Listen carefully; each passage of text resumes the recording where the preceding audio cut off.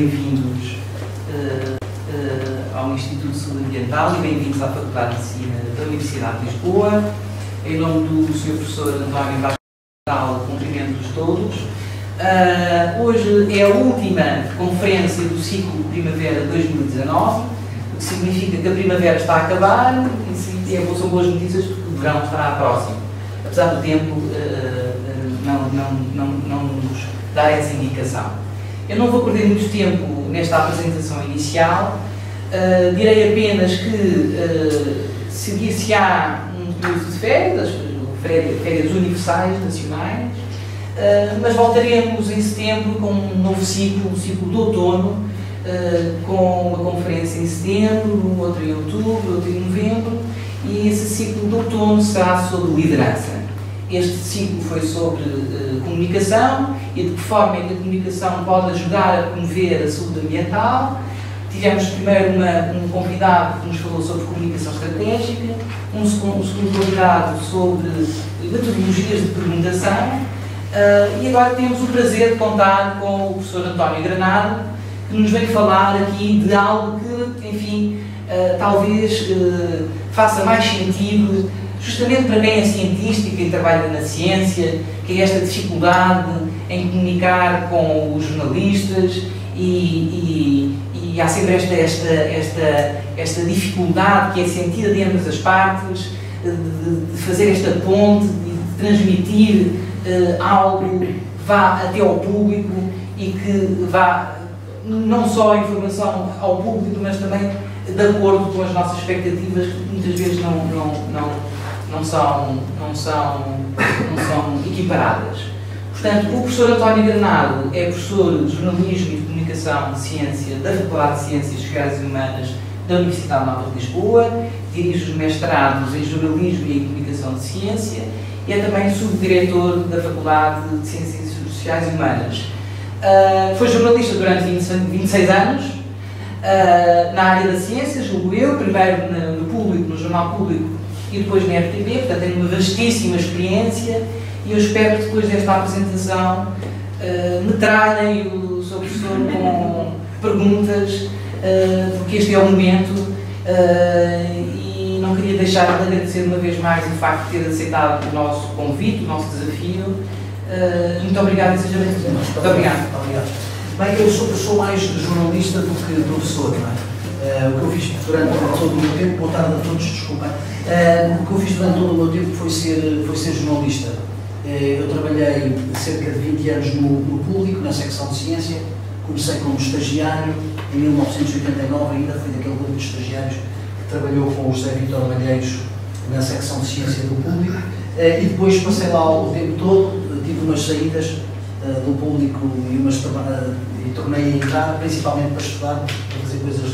E depois, entretanto, como ele disse, o Ricardo disse, eu passei pela RTP e depois, para ser tão honesto quanto possível, comecei a ficar um bocado desiludido com o jornalismo. Desiludido neste sentido de que o jornalismo é uma profissão extremamente interessante, mas a forma como ele está a ser feito neste momento é algo que me preocupa, é algo que acho que nos deve preocupar a todos.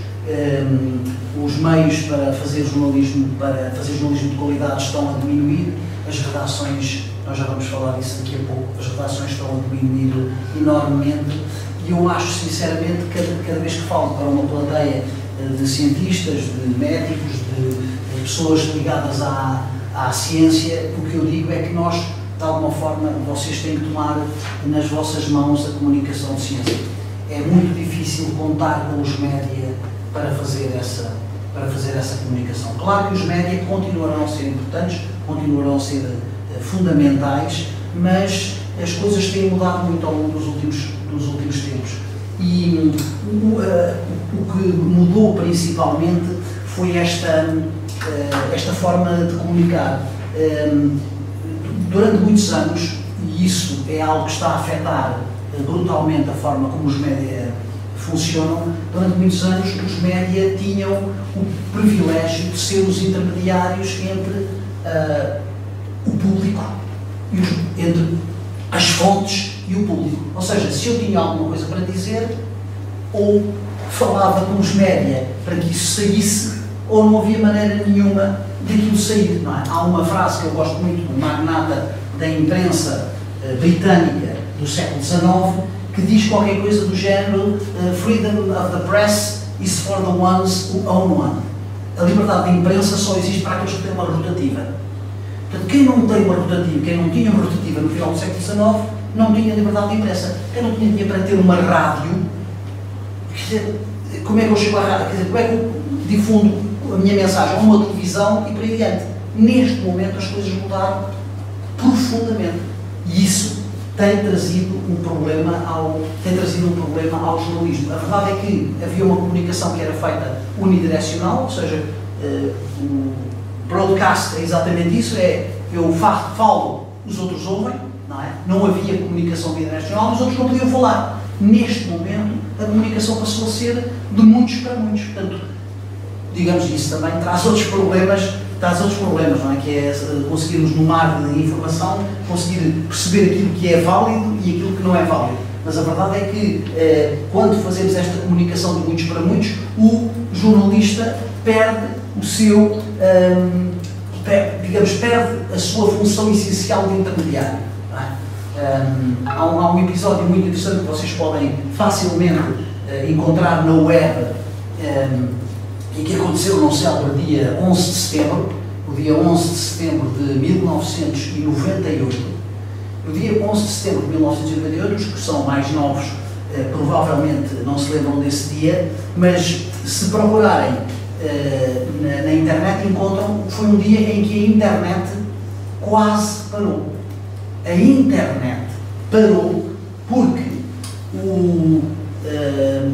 nos Estados Unidos, o procurador Kenneth Starr, que estava a fazer o relatório Lewinsky, não é? Clinton-Lewinsky, sobre o caso da relação entre o presidente Clinton e a estagiária da Casa Branca, resolveu publicar diretamente, sem passar pelos órgãos de comunicação, na web o relatório. Disse, isto agora toda a gente tem acesso, eu não vou entregar isto ao Washington Post, nem ao New York Times, nem a ninguém. O que eu vou fazer é pegar no relatório e pô-lo na web. E se vocês procurarem Starr, Meltdown, Internet, 1998, CNN, encontram a notícia da CNN a dizer a internet hoje slow down, but no meltdown. Ou seja, o que é inacreditável, não é? Agora que vimos milhões de vídeos por segundo, a verdade é que naquela altura a web era uma coisinha tão fraquinha que colocaram um relatório online e toda a gente queria aceder ao relatório, a internet ia parando em todo o mundo. Portanto, quer dizer, era uma coisa que era impensável agora, mas, digamos, é um dos primeiros episódios daquilo que se chama convencionalmente desintermediação, ou seja, os jornalistas deixaram de ser os intermediários. Quer dizer, os políticos, o que o Trump está a fazer neste momento é quase completa desintermediação, não é? Ele fala no Twitter, acabou. Não tem, quer dizer, e as pessoas seguem-no no Twitter, ele tem milhões de seguidores no Twitter. Diretamente, não passo pelos jornalistas para se fazer passar a minha mensagem. A multiplicação de fontes é, por isso, cada vez maior. Os jornalistas têm muito mais competição, ou seja, há competição de todo lado. Se eu produzir algo melhor, certamente já viram muitos textos, muitos vídeos, muito mais bem produzidos do que qualquer vídeo feito por um canal de televisão, não é? Documentários, etc. Não é? É possível produzir informação extremamente interessante e extremamente relevante. Na área do jornalismo, entendia-se esta função do jornalista como o gatekeeper. Na área da comunicação fala-se muitas vezes desta função de gatekeeper. Há um célebre estudo dos anos 50 em que, digamos,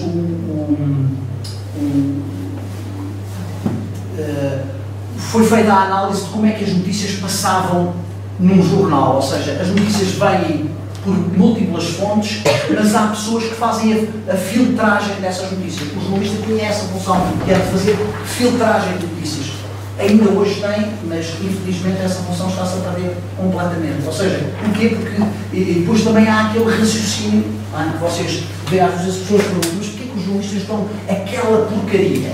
que é quando eu Correio da Manhã TV, não sei se vocês viram à noite, eu tive o azar de fazer zapping, e onde o Correio da Manhã TV estava a dar em direto o desencarceramento de 2 pessoas na Marginal, não é?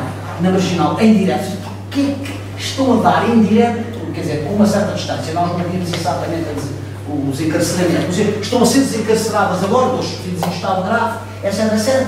Porquê é que eles estão a fazer isto? Porque, digamos, o raciocínio muitas vezes é, pá, outros estão a dar e nós também damos. Não é? Ou seja, o outro está a dar, as pessoas têm acesso de outra maneira, as pessoas já viram os terroristas a serem abatidos com tiros na cabeça, ou os terroristas, ou já vimos a Al-Qaeda a fazer execuções em direto, nós passamos também essas imagens porque as pessoas já viram. As pessoas já viram, não sei se viram, este massacre que houve agora numa... onde é que foi este massacre que entrou dentro dos Estados Unidos? Entrou dentro de uma... Na Austrália. Foi na Austrália, sim, foi na Austrália. Este massacre, as televisões portuguesas, no princípio mostravam, porque ele colocou no Facebook, ele pôs uma câmara na cabeça e entrou de metralhadora dentro de uma igreja, não é? Na Austrália. E o que aconteceu é que se viu, quem quis ver, viu tudo. Não é? E, portanto, os mídias muitas vezes vêm a esta coisa assim, os outros estão a dar, nós damos também. Portanto, este papel de gatekeeper, dizer assim, não, desculpa lá, este tipo de imagem não se passa, está cada vez mais a diminuir, porque há este raciocínio de dizer, epá, nós, quer dizer, as pessoas têm de outra maneira, quer dizer, tu estás a dizer que vamos fechar isto, porquê? Nós vamos fechar esta informação, mas esta informação está lá. Não é? Esta informação já há pessoas que gravaram por telemóvel e estão todas a ver na web. Este papel perdeu-se. E agora fala-se muito do papel de intérprete, que era o que os jornalistas eventualmente poderiam fazer, era interpretar. Mas interpretar não é dar de qualquer maneira, como nós temos estado a ver. Depois, eu já falei um bocadinho sobre isto, os espaços tradicionais estão a ser ocupados por outros atores. Não é? Os jornalistas deixaram que alguns espaços tradicionais dos mídias fossem ocupados. Exemplos de espaços tradicionais, não só naquilo que diz respeito, não só naquilo que diz respeito ao modelo de negócio, por exemplo, os classificados, não é? Não sei se vocês se lembram que o Diário Notícias tinha uma coisa assim desta grossura com classificados, vocês agora abrem o Diário Notícias, só tem eventualmente classificados de massagens, e pouco mais de massagem, 2 ou 3 pessoas que estão a vender carros, e aquilo eram páginas e páginas e páginas. Os classificados acabaram, o negócio passou para o outro lado. Alguns dos negócios que os mídias faziam normalmente passaram para o outro lado. E também outros atores, não é? Isto que estamos a ver acontecer nas televisões, por exemplo, não é? Que é os comentadores a ocuparem um espaço enorme de espaço televisivo, é, pura e simplesmente, abandonar o papel do jornalista e pôr outra pessoa a fazer o trabalho, não é? É muito mais fácil ter ali um tipo e dizer, epá, diz coisas. O tipo diz coisas, não é? Quando se tem dúvidas, convida-se o Nuno Rogério. E quando não há mesmo absolutamente mais ninguém para convidar, convida-se o Nuno Rogério. Não sabemos quem é que vem comentar sobre a descoberta de um novo pirilampo na Malásia. Nuno Rogério. Estou a agora convidar, não é, à procura de um entomologista, especialista em pirilampos, o Nuno Rogério, e já está. E são muitas vezes as mesmas caras, são essas caras que estão disponíveis para aparecer. Às vezes na ciência também acontece, não é? Porquê é que são sempre os mesmos? Às vezes as pessoas perguntam, porquê é que são? Porque são os que estão disponíveis. São os que estão disponíveis. Não é? É mais fácil, digamos, a Maria Mota, o Mónica Betancourt Dias, o Sobrinho Simões, são fáceis de encontrar. São fáceis de... E às vezes, digamos, o facto dos cientistas não estarem disponíveis faz com que, muitas vezes, os mídias afunilem nos mesmos. Às vezes, quer dizer, digamos, o Nuno Rogério era uma piada, não é? Mas muitas vezes a pessoa que lá está não sabe bem do tema, não é? Nós vimos o professor Marcelo Rebelo de Sousa a comentar as escolhas do selecionador nacional, dizer, parece-me que o William Carvalho não está a jogar bem, eu devia trocar o William Carvalho com não sei o que dizer. Lembram-se disso, não é? Portanto, qualquer coisa serve para comentar. Esse espaço, a ocupação desse espaço tradicional por outros atores é também algo que está a mudar nos mídias. E, portanto, o modelo de negócio está em ruptura. E isso é um problema para os mídias. Quando o modelo de negócio está em ruptura, traz traz imensos problemas. E é também sobre isso, por isso é que eu acho, por isso é que a conferência se chama se nós podemos fazer alguma coisa para promover a ciência nos mídias e deixar de lado o trabalho dos jornalistas. Quais é que são as consequências destas mudanças nos mídias? As consequências, uma delas é a redução das redações, não é? Cortes sucessivos nas redações e uma espécie de espiral descendente.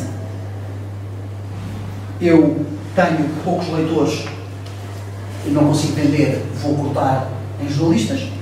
Eu corto em jornalistas, faço pior jornalismo. Aqueles que me leem acham que aquilo não vale nada, começo a vender menos, tenho menos jornalistas e por aí adiante. Sempre a mesma espiral. Nós estamos a ver isto em imensos órgãos de comunicação social. Provavelmente assistiremos ao fecho do Diário de Notícias ainda este ano, não é? Por causa disto. Porque, digamos, a espiral é de tal forma, a certa altura não é possível fazer. Com 5 jornalistas não é possível fazer o Diário de Notícias. Faz-se outra coisa, não é? O Diário de Notícias, acho, não estou a dizer nada que não seja público, os investidores chineses do Diário de Notícias já disseram que vai haver, que estão à espera de um financiamento dos bancos para proceder a mais uma leva de despedimentos. O Diário de Notícias já tem meia dúzia de, quer dizer, já não tem meia dúzia, mas tem pouquíssimos jornalistas. Evidentemente que é possível. A única coisa que se pode fazer é pior jornalismo. Quando eu entrei no público, havia 11 fotojornalistas no público. Se vocês se lembram dos primeiros anos do público, as fotos eram espetaculares, porque havia 11 fotojornalistas. Agora há 3. E a diferença entre 11 e 3 é brutal. Quer dizer, não vou sítio nenhum. Vou só fazer aquilo que é absolutamente indispensável. Não está à lusa e vai dizer, mas há uma, digamos assim, enquanto há uns anos podia falar assim, sim, há uma estética do fotojornalismo no público. Este momento é o que é. São as fotos que há. Às vezes passamos uma edição inteira e não tem uma única foto de um fotojornalista no público. Porquê? Porque ele deve trabalhar numa edição do fim de semana, teve uma entrevista com não sei quem e tiveram a fazer não sei o quê. É tudo fotos de arquivo. Depois há uma outra coisa que afeta claramente a ciência. Que afeta a ciência e que afeta todas as áreas, que é o jornalismo de secretário. Se eu tenho menos recursos, eu sento-me um computador, e foi isto, digamos assim, que me levou também, quando eu dizia que a desilusão do jornalismo é esta, é que a certa altura a pessoa não sai da redação. Não sai. Está a escrever. As pessoas dizem, eu promovi uma conferência espetacular na minha faculdade e não apareceu ninguém. Não apareceram jornalistas nenhum. Não. Porquê? Porque não tem, quer dizer, são poucos. Se eu saio da redação, ficam não sei quantas coisas por fazer. E, portanto, isto acontece, então há secções onde isto acontece de uma forma bastante veemente, não é? Não sei se vocês têm noção de que jornalistas de ciência em Portugal haverá para aí uns 5 ou 6, não é?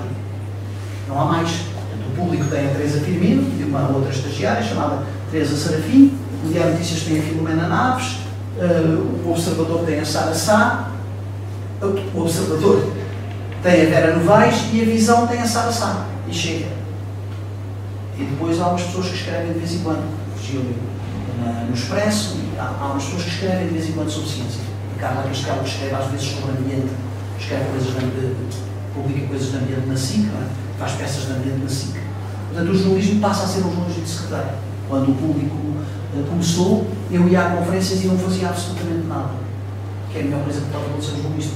É ir a conferências, passar 2 dias na conferência, como eu fui, a Conferência Nacional, como é que era?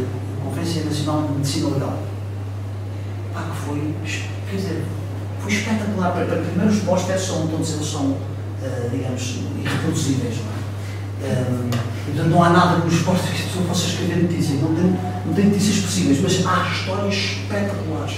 Espetaculares que se. Mas não é para fazer ali. É para dizer assim, ou seja, lembro de uma coisa que a professora Teresa Magalhães fez sobre a violência sobre as mulheres e as autópsias, não sei o quê, que é uma outra que depois vai para o outro lado, ou seja, pode, a partir dali, fazer-se outra coisa, não é? Uma outra coisa que o professor Duarte de Vieira fez sobre a taxa de alcoolemia nos cadáveres, não é? A forma exata de determinar a taxa de alcoolemia nos cadáveres. Não tem que se retirar ao sangue para que a taxa fosse o mais perfeita possível. Não é? Ele defendia que era diretamente no coração. Mas ele contou histórias inacreditáveis, não é? Porque ele fez um levantamento durante um ano, eu publiquei esse artigo no Google, ele fez um levantamento durante um ano das amostras que chegavam de todo o país, não é? E já não sei, eram 125 amostras que tinham chegado de acidentes de viação onde foi preciso recolher coisa, e 17 dessas amostras tinham chegado em garrafas de Martini. Porque não havia está publicado no público, digamos, não havia meios de coisa, portanto eles era um frasquinho pequenino, era uma garrafa de Martini, não é? Provavelmente lavavam, ou viam primeiro, não sei, mas não portanto, ou seja, e aí, mas a pessoa não escrevia imediatamente, tinha tempo, depois ia falar com ele, depois não sei o quê, quais são as implicações disto, porque é que isto é importante, falar com os seguros, e vai fazer o seu trabalho como deve ser, não é? Agora não há tempo de sequer ter conferências, vocês não sei, se já organizam conferências, não há, os juristas não aparecem. A concentração também é evidente agora, também já perceberam isso, e perceberam isso certamente na área da ciência, perceberam isso, que é breaking news. O que interessa é pôr um tipo à frente do hospital, ou não sei o quê, o microfone na mão, e está lá 6 horas. Não, ainda não entraram, porque já entraram, agora entrou o médico, não entrou, agora já entrou o advogado de defesa, mas ainda estão em delegações, não sei dizer mais, espero que à hora do almoço nós consigamos falar com o advogado da outra parte. Isto, dias inteiros nisto. Agora, sim, vamos então pegar, não sei se vocês já viram, o extraordinário, para mim, muito interessante, o portal Transparência do Serviço Nacional de Saúde. Há ali notícias todos os dias. Agora não há tempo para analisar os dados. Se eu pegar os dados do portal Transparência, é uma coisa como deve ser, costumo dizer, quantas bolsas da FCT, qual é a taxa de sucesso das bolsas de doutoramento da FCT? É 85%, é 96% ou é 13%? Agora, é imenso tempo a fazer. Agora, breaking news é fácil. É pôr lá um tipo, e acabou. Eu estou a dizer isto por áreas da ciência, mas imaginem noutras áreas, não é? Ou seja, é muito mais fácil fazer breaking news, e as televisões então têm que se alimentar de breaking news. Portanto, o pôr um repórter no local não é mais do que ganhar tempo. Pronto, está lá um tipo dizer, está um incêndio, parece que está um incêndio, isto agora vai ser, este verão vai ser espetacular, não é? Não parece que vai começar ali, parece que vai começar. O que está a sentir e tal? A minha casa está a ter isto, dias e tantos. Não, vamos agora fazer um trabalho sobre como é que é financiado não sei o que em Portugal, ou como é que estão a correr as operações, estou a inventar. Os transplantes de córnea em Portugal têm aumentado ou não têm aumentado? Isso é importante ou não é importante? Estou a inventar um tema qualquer, demora imenso tempo, preciso buscar dados, preciso falar com as pessoas, é preciso. É isto. Portanto, jornalismo de breaking news é o que dá. Depois há um outro problema que a web vai trazer, que é esta preocupação das audiências ao segundo. Nós agora sabemos ao segundo o que é que está a dar. O que é que está a dar? Há, não sei se vocês têm noção, mas há digamos, mecanismos de saber, inclusivamente, o que é que está a dar, o que é que está a viralizar em todo o mundo. Não é? Quais são as notícias que estão a viralizar em todo o mundo? Por exemplo, dizer, crocodilo salva pato de morrer afogado. Não é? Quer dizer, isso é parva. Não é? Não é? Mas crocodilo salva pato de morrer afogado. É isto.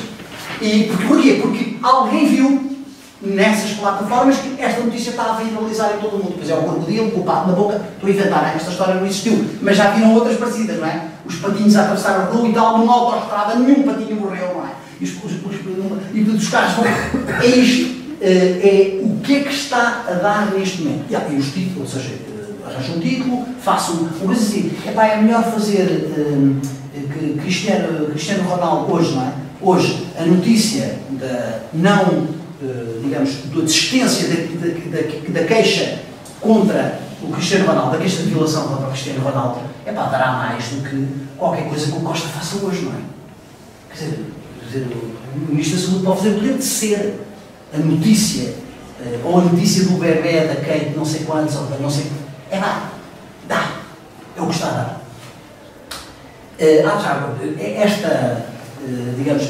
Esta marcação da agenda, não é? Esta marcação da agenda, às vezes, eu costumo sempre contar uma história que é muito engraçada, não sei se vocês conhecem, que tem a ver com a marcação da agenda, não é? Às vezes os políticos preparam as agendas, preparam as coisas, mas o jornalismo está constantemente, e há coisas que passam à frente, que que não é possível ignorar. O caso mais famoso, não sei se conhecem, o caso mais famoso de Portugal de um agendamento feito com semanas de antecedência e que foi...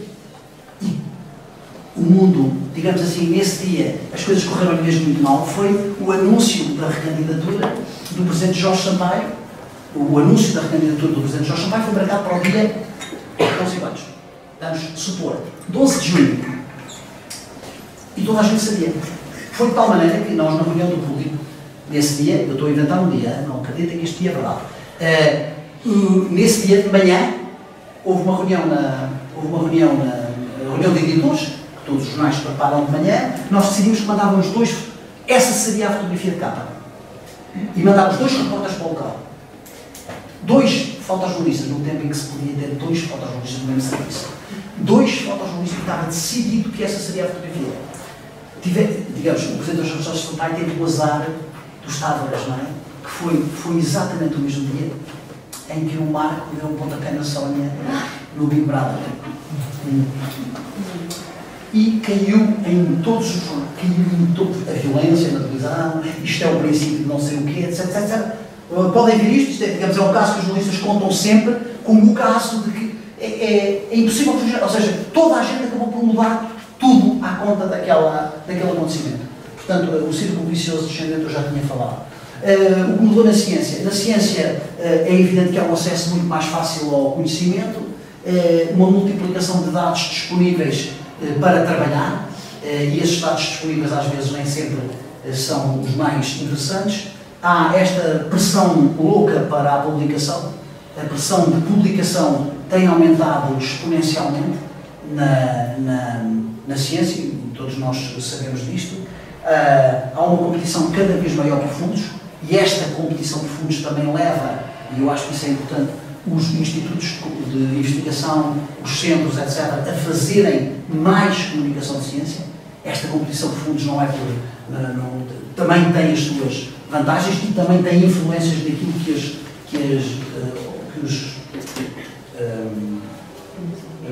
os institutos de investigação comunicam.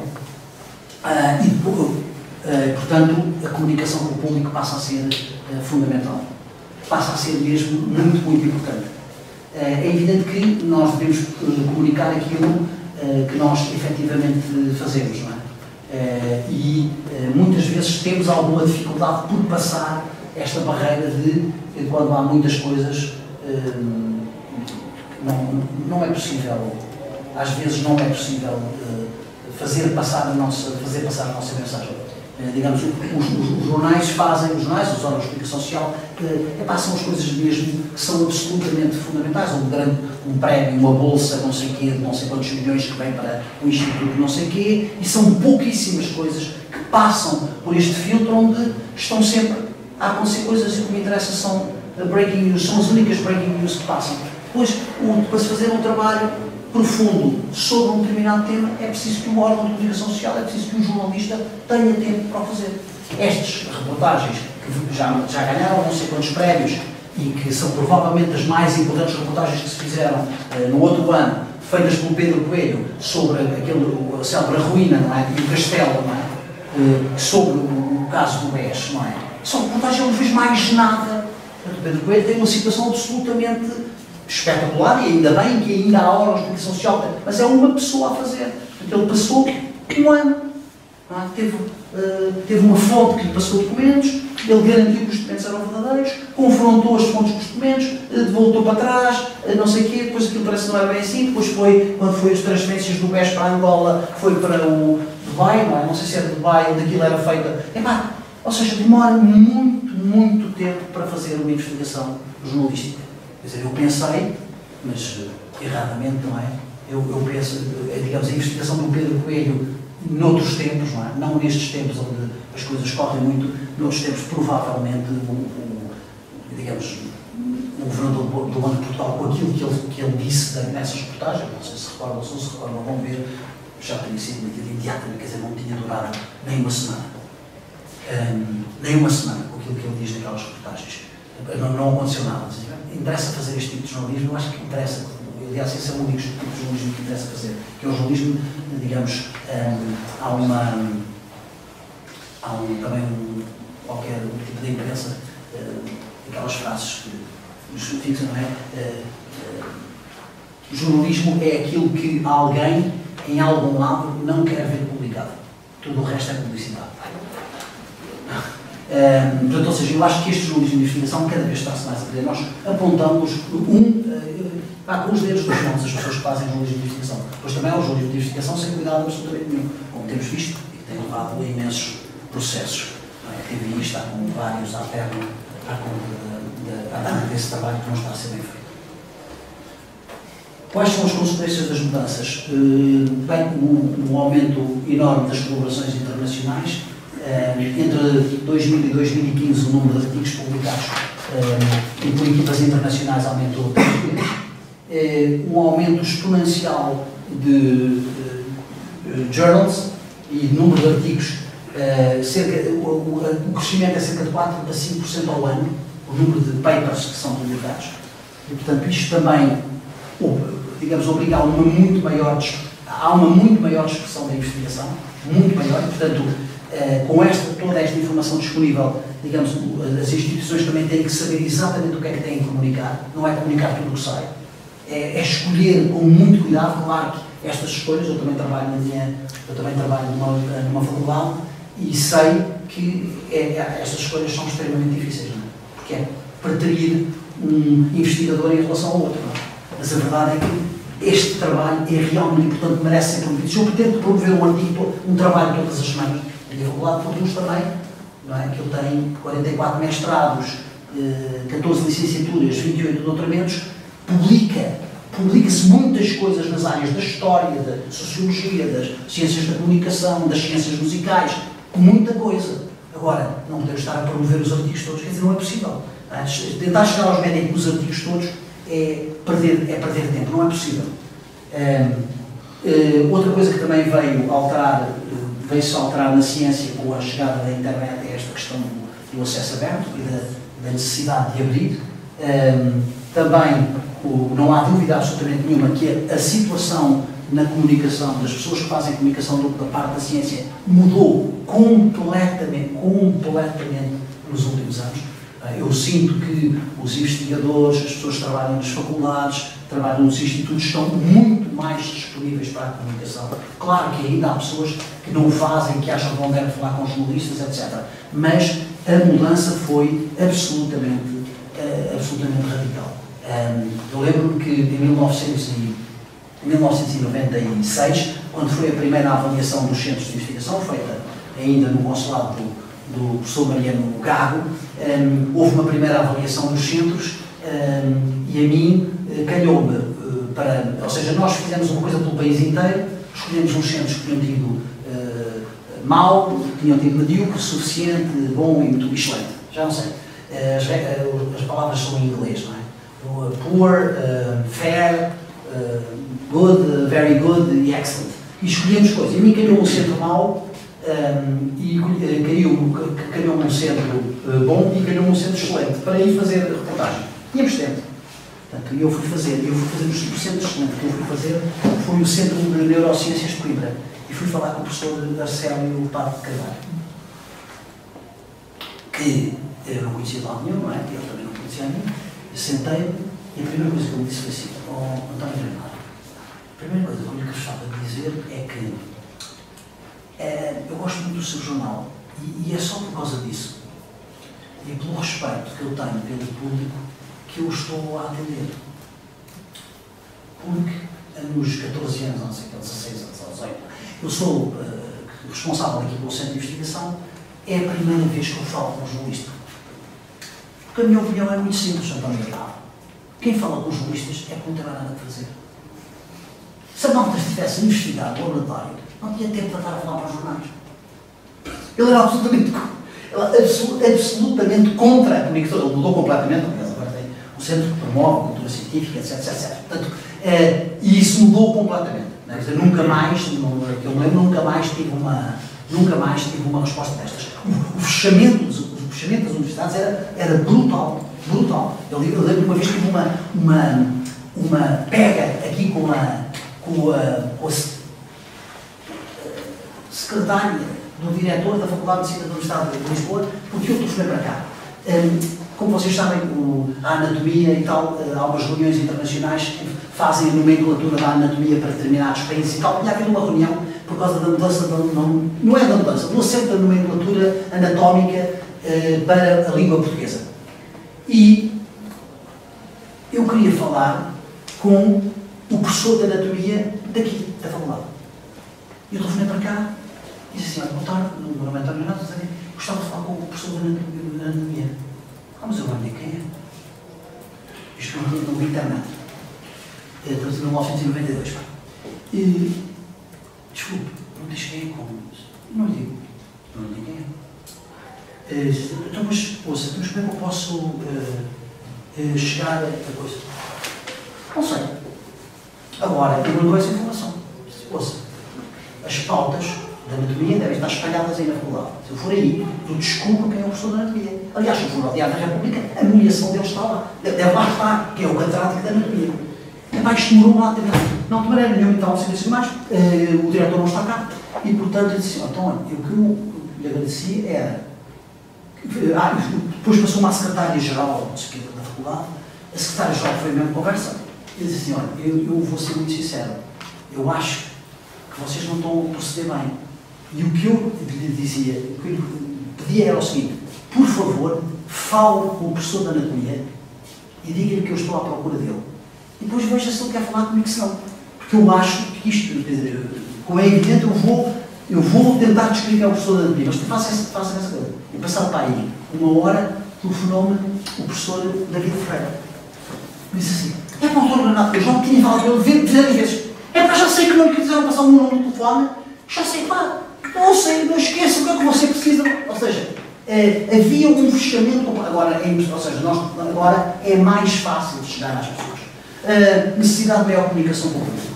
Exemplos negativos dos média. Eu agora vou dar alguns exemplos negativos dos média e coisas que estão a acontecer e que são extremamente, digamos, e que ajudam na descredibilização dos meios de comunicação social. Uma das coisas que acontece sistematicamente e que é uma coisa que eu acho que ajuda enormemente na descredibilização dos média é a publicação de notícias falsas. Ok, fake news são notícias feitas com o objetivo de enganar as pessoas. Não estamos a falar de fake news, estamos a falar de notícias falsas. Notícias que são publicadas e que são mentira. Mentira. Se eu digo que todos os anos, aliás, há um trabalho de mestrado feito lá na faculdade, todos os anos, 2/3 das transferências anunciadas pelos jornais desportivos não se concretizam. Não é duas, é 2 em cada 3. 2/3 das notícias anunciadas. Há um trabalho lá na faculdade que analisou as notícias dadas entre o dia 1 de junho e o dia 1 de setembro de 2016. 2/3. Ou seja, estamos a fazer outros interesses. Este é um exemplo. Não é? Eu pus aqui assim a manchete do Expresso. O Expresso é um zeiro e vezeiro neste tipo de informação e que é triste. Quer dizer, chateia-me muito pouco. Às vezes as pessoas chateiam menos que sejam outros jornais a fazer estas asneiras. Quando eu publico ao Expresso, fico mesmo chateado. Quer dizer, outros, aquilo é mau, pior que mau, está enganado-se, eu já não acredito naquilo, já não leio aquilo há muito tempo. Agora, isto não pode ser, não. Eu não posso dizer acordo à vista para manter a Procuradora-Geral da República e 2 dias depois a Procuradora-Geral da República muda. Este artigo é uma vergonha, baseado em fontes próximas, aliás, como todos os notícias. Vocês só uma vez deram ao trabalho de ler seriamente a secção de política do Expresso. Se costumam comprar o Expresso, leiam, aquilo é, digamos, é a vergonha total. É a vergonha total, eu não tenho uma única notícia que não tem fontes próximas de não sei quem. Fontes próximas do Primeiro-Ministro, fontes próximas de não sei quem, às vezes os próprios, não é? Fontes muito próximas de não sei quem, não é? A fonte do Governo. Quer dizer, um Ministro tem medo de quê? Não é uma fonte próxima do Governo, é uma fonte do Governo. Um membro do Executivo disse ao Expresso: um membro do Executivo tem medo de quê? De ser escolhido. Está a dizer alguma coisa que é mentira? Porque é que um membro do Executivo... O que é que me leva a mim a dar anonimato a um membro do Executivo? Não consigo conceber. O abuso de fontes anónimas, já agora. Esta notícia é muito boa, porque diz: fonte europeia assegura à TSF que as discussões não estão concluídas, a informação contrasta com a avançada por fonte próxima do processo. Eu adoro fontes anónimas, eu tenho uma coleção gigante de fontes anónimas. Não é muito fácil arranjar uma tão boa como esta, não é? É a contradição entre a fonte europeia e a fonte próxima do processo. E quem é o que eu acredito? Não sei. Será que a fonte próxima do processo vale mais do que a fonte europeia? Isto é ridículo. Isto é ridículo. E às vezes há notícias que é contactado o gabinete do Ministro do Planeamento, ou fonte do gabinete do Ministro do Planeamento, disse que não tinha comentários a fazer. Isto às vezes se encontra, que é: eu tenho uma coisa para não lhe dizer, mas por favor não diga a ninguém que fui eu que não lhe disse. Foi a conversa dos dois. Eu tenho uma coisa para não lhe dizer. Você não diga a ninguém. Fui eu que não lhe disse. É ridículo, é ridículo. O abuso de fontes anónimas dá cabo do jornalismo. A precipitação pelo clique. Esta foi a notícia do Correio da Manhã, do jogo Ajax-Tottenham. Como sabem, o Tottenham marcou um golo aos 6 minutos depois dos 90 e eles puseram Ajax apurado na final da Liga dos Campeões. Tinham outro, pronto. Quer para sermos primeiros? É só para ser o primeiro. Eu vou ser o primeiro. Eles só que se enganaram, não é? Carregaram uns segundos antes de ter carregado. E depois já não há nada a fazer. Quando a gente faz isto, e isto acontece vezes sem conta, que é a precipitação de ser o primeiro. As notificações, nós amanhã lá na faculdade, há uma aluna que vai defender a tese de mestrado exatamente sobre as notificações. Aquela coisa que nós recebemos nos telemóveis. Ela fez uma contabilização durante um mês das notificações, eram 3.000 e tal notificações dos 5 principais órgãos de comunicação social. Há órgãos de comunicação social que fazem 800 notificações por mês. Sendo que não mandam quase durante o fim de semana, façam as contas. Loucura, tudo certo para a notificação. Para aí não joga no domingo. Isto é uma notícia. Por exemplo, pergunto, isto é uma notícia que dá o trabalho, mandarem a notícia para o telemóvel. Eu já não faço notificações, atenção, eu já não utilizo notificações. Eu sou digamos, considero-me ainda um jornalista, apesar de não ter carteira profissional, agora fui para a direção da faculdade e entreguei a carteira profissional, mas, quer dizer, eu desisti das notificações um mês e tal depois, eu já contei esta história várias vezes, um mês e tal depois de ter posto. Foi em 2016, durante o Euro, 2016 foi o Euro, durante o Euro. Eu recebi uma notificação do Expresso que dizia, estou a inventar o título, mas era uma coisa deste género: golo no Itália-Espanha. Adivinha quem marcou? Então, ou seja, deu-me uma fúria, apaguei, e ao público e o Expresso, apaguei os dois e nunca mais tive notificações na vida. E depois as peças que não são revistas. Aqui isso é uma coisa tão que me deixa louco. Isto é um exemplo, eu tirei este exemplo do público. No público errou de ontem, o público errou. No público errou de ontem, o público errou. Portanto, foi preciso escrever 3 vezes para acertarem no nome do Secretário de Estado dos Assuntos Fiscais, foi incorretamente citado por António Mendonça Neves. O nome correto é António Mendonça Mendes. Ao visado, as nossas recuperadas desculpas. Portanto, os tipos fazem o público errou e no público errou metem o nome dele errado. Portanto, fazem uma notícia com o nome errado. O tipo não acertam sequer o nome do Secretário de Estado. E isto acontece, eu podia trazer aqui dezenas de exemplos. Isto é todos os dias, nem vale a pena. Eu só dou este que é. Ou seja, é o texto não revisto, é a publicação de qualquer coisa. Na ciência também temos alguns exemplos negativos. Os exemplos negativos, apesar de o número de artigos retirados tem vindo a aumentar, não é? Retraction, não é? Aquilo que se chama Retraction, há um blog que é um serviço completamente independente chamado Retraction Watch, não é? E apesar de o número é baixíssimo, o número são só 4 em cada 10.000 artigos são retirados, mas a verdade é que o número de artigos retirados tem vindo a subir cada vez que vem. Estes casos são todos do ano passado. Isto é um caso de um professor de Harvard sobre a utilização de células estaminais na recuperação de corações, que foram retirados cerca de, acho que são 21 artigos que foram retirados por informação errada. Depois a outra coisa é fake science, não é? Ou seja, é a descredibilização, principalmente, isto tem acontecido muitas vezes na área das ciências sociais, infelizmente para mim, que é estes tipos submeteram, não sei se viram no ano passado, submeteram não sei quantas fake articles, ou seja, artigos que diziam coisas completamente mirabolantes, e submeteram a revistas na área da sociologia, da antropologia e não sei o quê, e conseguiram publicar para aí uns 15. Portanto, e eram artigos completamente absurdos. Quer dizer, bastava ler, os temas eram completamente absurdos. Completamente absurdos.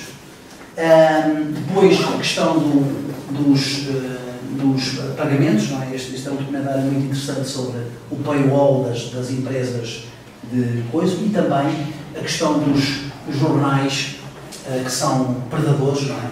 E neste caso aqui assim, não é só dos jornais predadores, é um artigo do British Medical Journal, daqui a 2 anos, sobre os pagamentos da indústria farmacêutica aos journal editors de uma série de alguns dos principais jornais médicos do mundo. Portanto, quais são as questões entre a ciência e os média? Primeiro, a questão da quantidade de dados, média, multiplicidade de fontes. Há algumas coisas que são semelhantes, outras que são diferentes. A ciência tem cada vez maior competição de fundos, cada vez é maior a competição de fundos. Os mídia têm um problema gravíssimo de fundos, gravíssimo também de fundos, ou seja, o modelo de negócio está completamente esgotado. Aliás, estas últimas decisões de alguns órgãos de comunicação social, por exemplo, de fecharem completamente o conteúdo, eu para mim acho que é um problema mesmo grave. Grave mesmo. Acho que tomou uma decisão completamente errada, no meu modesto entender. Uma coisa é nós darmos prendas aos nossos leitores e dizer que se assinarem um público têm 10% de desconto na FNAC, eu em 3 livros ou 4 que compro, se calhar pago a assinatura. Outra coisa é cortar completamente. Porquê é que eu acho que é perigoso cortar completamente? Quando eu corto completamente, como os órgãos de comunicação social portugueses estão a fazer agora, ou praticamente completamente, eu estou a deixar que outros apareçam. Portanto, uma das principais publicações, uma publicação mais predadora de Portugal, uma coisa chamada Notícias ao Minuto, que não fecha nenhum dos artigos, não é? Não fecha nenhum dos artigos. Portanto, quando nós fechamos os jornais de referência, estamos a deixar que as pessoas vejam outros jornais que não fecham com a nossa coisa. Ou seja, é isto. Enquanto uns correm para a Open Science, outros estão a correr para o acesso condicionado. E acesso condicionado agora à bruta, não é? Esta última corte dos acessos é à bruta. Portanto, a ciência precisa de mais exposição e os mídias cada vez têm menos recursos. E perante isto, quais é que podem ser as possíveis soluções? E com isto, digamos, aproximo do fim. Quais é que são as possíveis soluções? Eu acho que cabe aos cientistas, cabe às instituições fazerem o máximo possível pela divulgação da ciência. Tem que haver mais investigadores, tem que haver mais profissionais especializados a falar nos mídias. Quer dizer, não pode, digamos, o que tem vindo a acontecer, que é, digamos, há uma ausência enorme de cientistas do espaço público. Enorme. E isso pode ser feito de várias maneiras. Pode ser feito, por exemplo, no que diz respeito individualmente. O que é que eu posso fazer? O que cada um de nós pode fazer é escrever artigos de opinião. Pouco mais do que isso. Mas serve de alguma coisa escrever um artigo de opinião? Serve. Certamente que o Público ou o Expresso, para falar de uns jornais de referência, certamente que estão interessados em publicar um artigo do diretor de serviços do Hospital de Santa Maria ou do professor da Faculdade de Medicina da Universidade de Lisboa. A única coisa que eu acho que eles vão olhar para lá é: isto tem atualidade ou não tem atualidade? Mas há discussões que estão constantemente a ser tidas no espaço público que precisam da intervenção de cientistas. E é naquela altura que eles dizem: mas isso é uma chatice, a pessoa tem que escrever. Sim, é uma chatice. Tem que se escrever num dia. Quer dizer, se o assunto está a ser discutido agora, convém que o artigo, quer dizer, se o assunto vai à discussão na próxima sexta-feira à Assembleia da República, é bom que o artigo saia até lá. Pois, se calhar não tem tempo, pois, mas temos que arranjar tempo para escrever esse artigo de opinião. O artigo não precisa ser muito comprido. Passa a ter 4 mil caracteres, 5 mil caracteres com espaços já. É um artigo pequeno, mas é pelo menos deixar a posição de alguém que sabe que eu dizer: não façam essa asneira. Isso é parvo. O que estão a discutir é estúpido. Não se pode, quer dizer, tenho visto pouquíssimos médicos, não é? Tenho visto pouquíssimos, tenho visto alguns, mas tenho visto pouquíssimos, não estou a fazer crítica especial a esta questão, digamos, da inclusão da homeopatia como algo que pode ser pago pelo Serviço Nacional de Saúde, algo que eu acho que tem que ser discutido do ponto de vista da ciência, não é? Do ponto de vista da ciência, estamos a pagar tratamentos que nunca provaram a sua eficácia. Estamos a pagar, e isto é uma coisa que vai acontecer, não é? Ou melhor, não sei se vai acontecer, não é? Esta votação do PAN nas eleições europeias leva-me a crer que o PAN poderá fazer parte de uma solução governativa no próximo governo, não é? O PAN defende abertamente as terapias alternativas pagas pelo Serviço Nacional de Saúde. Portanto, ou seja, e é preciso que alguém, é preciso ir encher os jornais destas questões. Possíveis soluções. Eu vou dar aqui exemplos, não vou mostrar na web, porque senão demoraríamos muito tempo, mas eu vou dar aqui assim alguns exemplos de coisas que foram feitas noutros países, em Portugal também, para resolver esta questão da não presença da ciência nos mídias. Bem, uma das possíveis soluções é haver instituições de investigação que se juntam com os mídias para produzir coisas na área da ciência. Já vou dar alguns exemplos. Uma segunda solução é as instituições passam a comunicar de forma independente, em consórcio ou não. Ou seja, eu tenho algo para dizer, crio um blog sobre células estaminais, ou crio um podcast sobre a utilização de células estaminais em determinadas condições. Ou sobre medicina, ou sobre e por aí dentro. Ou seja, e há muitos exemplos, eu já vou dar alguns exemplos.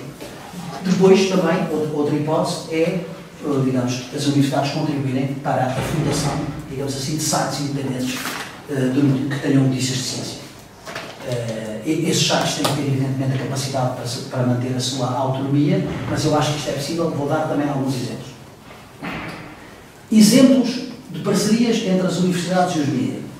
Aquilo que fizemos com o 90 Segundos de Ciência, o 90 Segundos de Ciência é da minha responsabilidade, da responsabilidade da Joana Lobo Antunes, do ITQB, e de um outro colega lá da faculdade, chamado Paulo Nuno Vicente. O que nós fizemos foi, nós pensámos que estava a sair, digamos, que a rádio não dava atenção nenhuma à ciência, e dissemos, vamos nós produzir o nosso próprio podcast. Tivemos a ideia foi fazer um podcast que durasse apenas 90 segundos, fizemos vários testes, produzimos um piloto, chegámos à conclusão, primeiro até era pergunta-resposta, depois produzimos um piloto, depois achámos que só devia aparecer a voz do cientista, e fizemos um piloto. Fizemos um piloto que tinha a voz do cientista, a história era uma história sobre esqueletos do século XVII, na igreja não sei o quê, em Almada, e era sobre o tratamento, já sei o que era, esqueletos do século XVII e XVIII que foram encontrados na igreja do Espírito Santo, mas era uma igreja assim com o nome, em Almada, e que os investigadores tinham descoberto que aquilo tinha uma concentração absolutamente anormal de mercúrio, não é? E o mercúrio era usado naquela altura para o tratamento dos piolhos, não é? Portanto, eles não era uma boa ideia. Portanto, era sobre isso, era sobre essa investigação que tinha sido feita nessa igreja. O que nós fizemos depois foi ir à Antena 1 e dizer, olha, temos esta ideia. E a Antena 1, primeiro, fizemos outra coisa. Primeiro, fomos à Antena 1, temos esta ideia, e a Antena 1 disse, a ideia é espetacular, ouviram-nos, isto é mesmo giro, mas nós não temos dinheiro. Isto tem que ser de borla. Disse, de borla, ninguém faz nada, porque nós não podemos fazer isto de borla, nós temos que ter pelo menos um estagiário, temos que ter alguém, um bolseiro, alguém que faça o trabalho de recolha dos sons, nós não queremos fazer nada do telefone, isto tem que ser nos locais. Então o único que nós podemos fazer é o seguinte, nós estamos interessados em passar isto, comprometemos a passar isto de manhã, uma vez de manhã, e o que vamos fazer é, vocês podem pôr uma frase, na Antena 1 é proibido publicidade, Não sei se sabem, não há nenhum anúncio na Antena 1. A única coisa que pode ter é uma frase final dizendo com o apoio de. Ele disse-me logo, atenção, que só pode ter o apoio de uma marca. Não pode ter o apoio de um produto. Portanto, pode ser com o apoio do Continente, mas não pode ser com o apoio do Continente. Esta semana, frango a 2,99. Tem uma frase publicitária. Pronto, e nós então arrancámos para o curso. Depois, uma das primeiras coisas que fizemos foi falarmos com os nossos diretores, do ITQB e da FCSH. Demorámos algum tempo a convencê-los, não é? Porque quando lhes dissemos que isto era um programa sobre a ciência nacional, eles disseram assim: desculpa, não estou a perceber. Portanto, isto é um programa sobre toda a ciência e quem paga somos nós. As universidades todas do país e quem paga somos nós. Não, vocês deviam fazer um programa sobre a ciência que se faz na Nova. Não, a ciência que se faz na Nova não interessa a ninguém. Ou melhor, interessa a nós, é publicidade nossa, mas ninguém compra um programa desses, não é? Quer dizer, o que interessa é a ciência que se faz em Portugal em todas as áreas, não é só na área das ciências sociais ou na área da química.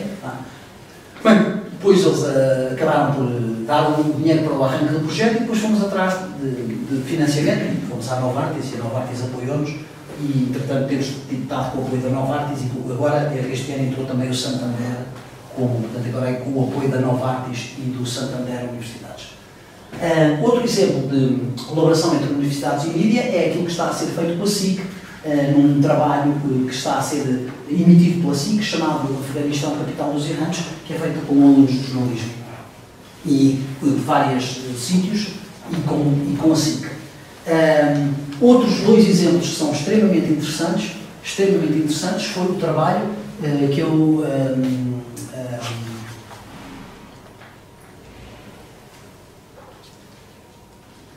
só um minuto do nome da escola.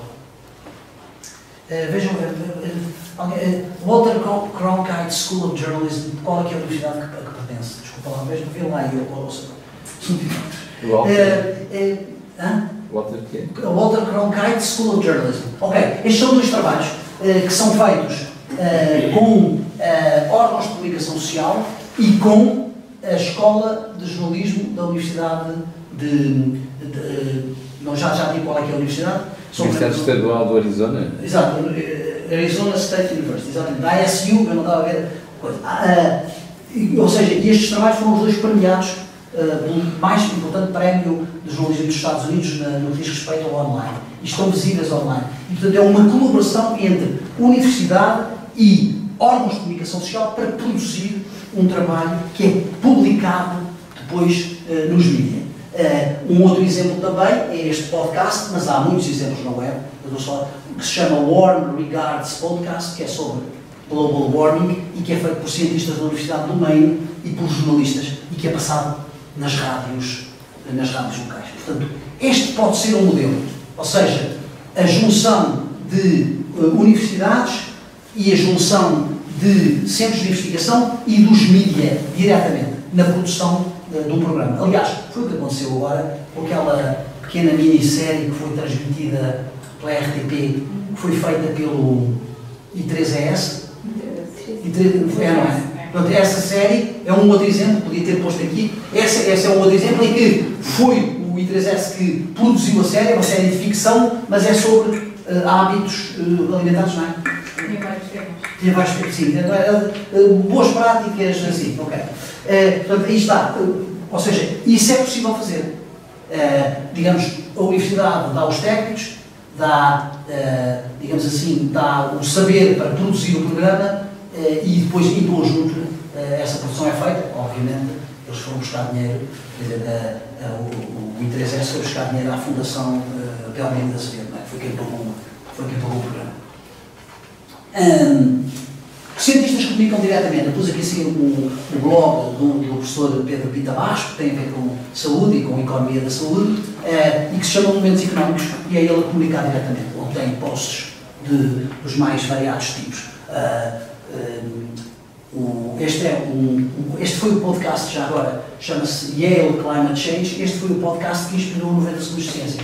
Uma vez numa aula do mestrado em Comunicação de Ciência, alguém apresentou este podcast que dura exatamente 1 minuto e 30.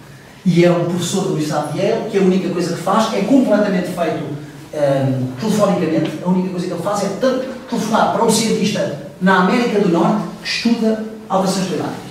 Uma vez está a telefonar para o Canadá, outra vez está a telefonar para o Novo México. Diz, então você, o que é que você tem feito? Dizer, eu tenho não sei o que, mas para que é que serve você andar a recolher erva, não sei onde? Nós fazemos isto para que não sei o que, mas porque é que isto nos diz sobre... É uma conversa, não é? Mas é uma conversa ao telefone, normalmente. Há uma experiência que está a ser feita pelo Centro de Investigação CRIA, que pertence ao ISCTE e à Universidade de Lisboa. O CRIA está espalhado por vários sítios. O Estado de Lisboa, o Estado dos Açores, o Estado Nova de Lisboa, tem 3 ou 4 polos e eles agora produzem uma coisa chamada Entre Campos. Exatamente por isso que se chama Entre Campos, porque digamos, é um podcast que tem entrevistas com investigadores na área mas é um esforço independente, ou seja, não é transmitido em sítio nenhum em especial. Está no site. Este é um exemplo muito interessante, é um exemplo que junta professores e alunos de doutoramento da Universidade de Amsterdão e que se chama Dr. Media, está tudo escrito em holandês, escusam tentar ler. Este trabalho é baseado num outro, digamos, é baseado num outro, ou seja, tem exatamente as mesmas formulação de um outro que foi feito pelo NHS britânico, que se chama Behind the Headlines, que é, o que eles fazem é, pegam em artigos de jornal e desmontam, artigos de jornal sobre saúde, e desmontam o artigo. Ou seja, desmontam assim, onde é que esta investigação foi publicada? Qual era a amostra deste coisa? Isto foi bem feito, não sei o quê, a metodologia do estudo foi bem feita. Ou seja, tem 5 perguntas sempre. O NHS tem uma coisa que se chama Behind the Headlines, que é muito parecida. Só que esta é feita pela Universidade de Amsterdão, por 2 professores da Universidade de Amsterdão, um especialista em estatística e o outro um professor nas áreas mais clínicas, e o que eles fazem é desmontar os estudos que vão aparecendo nos mídias. Mas também é um esforço independente. Estes esforços já são uma coisa muito mais séria, estes agora que eu vou falar. Um deles chama-se The Conversation, é um site que está baseado na Austrália e que é pago por universidades de língua inglesa. E é um site que tem editores e, portanto, as universidades resolveram criar esse site, fundar esse site, para que houvesse um site independente de notícias de ciência. As notícias que lá aparecem são notícias de todo o tipo. Ou seja, não são notícias sobre aquelas universidades, são notícias de ciência, tem um grupo de editores e jornalistas, mas digamos assim, quem financia são universidades de língua inglesa, tanto na Austrália como no Reino Unido. Depois, esta já é uma coisa ligeiramente diferente, chama-se futurity.org. Se lá forem, o que vocês vão ver é um consórcio de universidades no Canadá, no Reino Unido, nos Estados Unidos e na Austrália, todas de língua inglesa, e o que eles fazem vocês vão ver, todas as notícias que lá aparecem têm a assinatura da universidade onde intervém. Ou seja, no fundo, são notícias a quem gera, há um editor por trás daquilo, porque devem aparecer imensos press releases que não são publicados, mas há 1 ou 2 editores por trás daquilo, mas aquilo no fundo é só sobre aquelas universidades. Ou seja, se uma universidade em Portugal fizer uma coisa extremamente interessante numa área que eles até gostam, eles não farão nada. Ou seja, só aparecem notícias daquelas universidades. E foi um site criado exatamente, digamos, é um consórcio onde os cientistas, digamos assim, quando eu digo cientistas, digo instituições, comunicam diretamente com o público e arranjaram um site para o fazer. Portanto, estes dois são, digamos assim, são aqueles que são a coisa mais pesada, não é? E estes dois para funcionar precisam mesmo de fundos bastante avultados.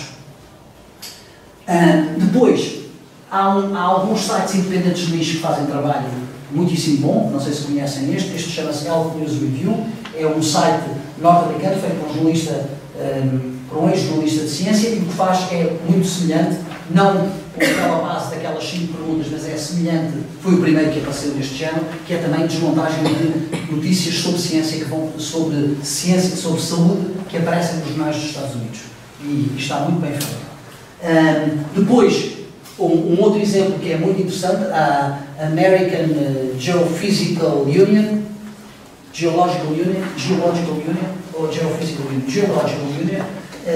vejam lá, tem uma série muito interessante, havia uma série de investigadores de várias universidades americanas, e não só, que tinham blogs especializados em geofísica e, portanto, o que fizeram foi reunir numa mesma plataforma. Quando vocês entram, o que veem é posts que vêm de blogs diferentes e é extremamente interessante. Isto está sempre a mudar, porque mesmo que as pessoas não escrevam todos os dias, não é? Há sempre um que escreve hoje, outro escreve amanhã, portanto, aquilo está constantemente em mudança. Portanto, é uma espécie de agregador de blogs sobre geofísica e são muito, muito interessantes. Isto é também um bom exemplo, é um site, digamos, de nicho só sobre a ciência do desporto e que também está ligado a uma universidade na África do Sul.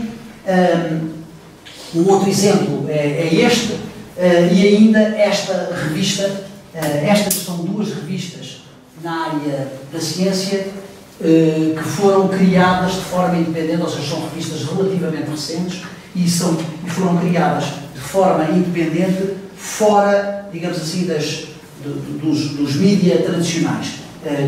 Tal como aconteceu no slide anterior, digamos, estas duas são aquelas que necessitariam de um maior investimento, ou seja, porque funciona quase de uma forma profissional. Eles receberam fundos, e o que fazem é, com esses fundos, o Nautilus diz quem são os seus coisas, também tentam financiamento autónomo e o que eles têm é uma equipa que produz sobre ciência. Normalmente a Nautilus o faz, nautil.us, está bem? Normalmente o que faz são números temáticos, ou seja, são números temáticos sobre ciência. Então, há um número sobre energia solar. Portanto, tudo que lá vem é investigação na área da energia solar, por exemplo, ou coisas que têm a ver com o Sol. Pode ser também sobre estudos sobre a coroa solar, etc, etc, etc. Ou seja, são normalmente números temáticos e normalmente saem com muito menos frequência. Depois tem uma edição em papel. Digamos, Portanto, estes exemplos que eu dei aqui, e com isto termino, são exemplos de, digamos, iniciativas que têm sido tomadas pelas universidades, pelas faculdades, pelos grupos de investigação, para tentar promover a ciência neste momento que me parece absolutamente essencial, promover a ciência.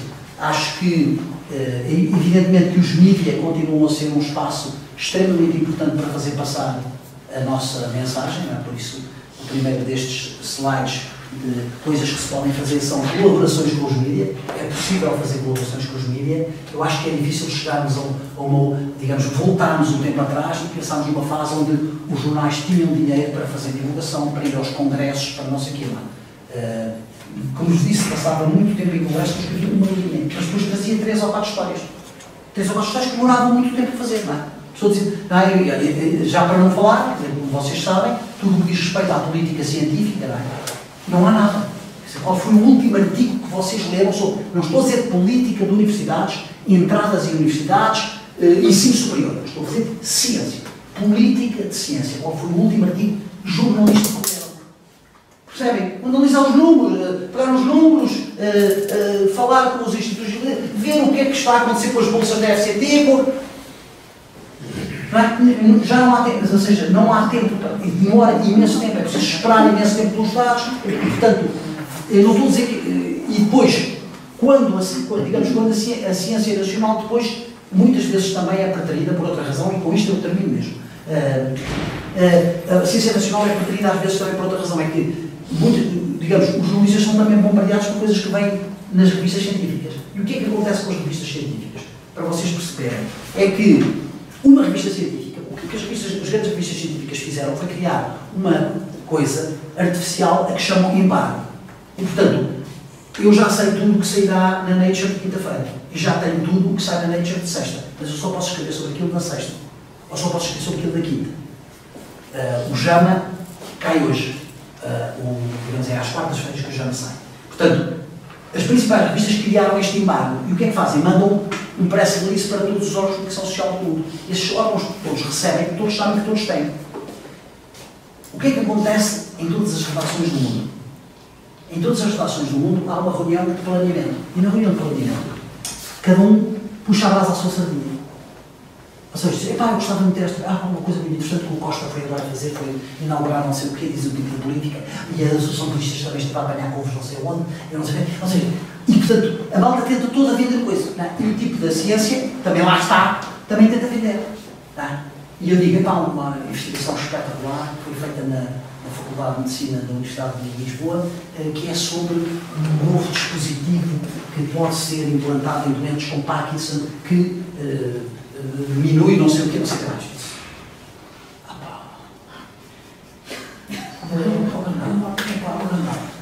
Hoje joga a seleção, amanhã não há espaço. O João Félix ainda por cima vai-se estudar. Vai ter que haver uma coisa sobre o João Félix, sobre o João Félix. Mas eu não estou a brincar, não sei se vai acontecer. Mas, ou seja, esta conversa vai ser, vai haver isto, vai haver, portanto, se calhar isto era melhor para mim. Mas se eu tenho uma coisa numa revista científica, não sou eu, é qualquer doutor de ciência do mundo, digo assim, isto pode ir para domingo, mas toda a gente vai publicar amanhã, porque o embargo do JAMA caiu hoje. Então pronto, faz lá uma coisa sobre isso, sobre o dispositivo do Parkinson, o que é, faz lá uma coisa, mas faz uma coisa pequenina, porque nós não gostamos de conseguir. Ou seja, e muitas vezes é isto, e muitas vezes a ciência, digamos, breaking news, passa mais depressa do que uma coisa que seja mais pensada, não é? Porque é breaking news, ou seja, se eu não der hoje, as outras pessoas vão todas dar. Isto é uma coisa realmente muito importante. E as outras pessoas vão dar. Portanto, há esta discussão sempre.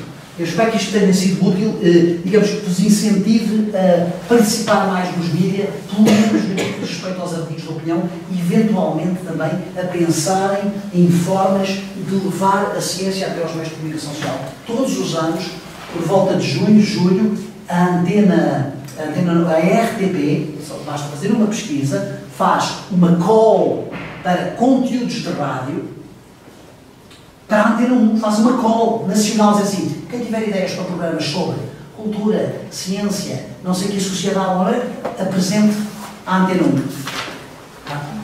E, portanto, chamada para programas de rádio na Antena 1, essa chamada que vocês encontram facilmente, se procurarem, encontram facilmente no Google, não se calhar deste ano, eu acho que deste ano ainda não saiu, então não dizem a ninguém, põem no site. Depois a malta que descubra que aquilo lá está. Não sei se depois dizem só os amigos para a malta concorrer, mas que eles abrem uma chamada nacional para programas de rádio, abrem. Portanto, pensem nisso e pensem também em outras formas de colaboração. É evidente que me parece que as formas de colaboração que são mais úteis e as que são as que mais facilmente passam, não é aquelas da minha quinta. Não é? Não é aquelas assim, vou fazer uma coisa sobre a Faculdade de Medicina da Universidade de Lisboa. Quero fazer um programa só com professores da Faculdade de Medicina. Não. Eles vão dizer que não. Eu, obviamente, se quero fazer paga. Agora, se tiver uma ideia boa para, digamos, que envolva várias faculdades do país, etc., um grupo de convidados, um grupo de hosts, que são sempre diferentes de programa para programa, médicos de vários sítios do país que são o host do programa e que têm 2 convidados, um programa de debate. Eu acho que uma coisa dessas cabe. Entra. Peço desculpa, falei demais.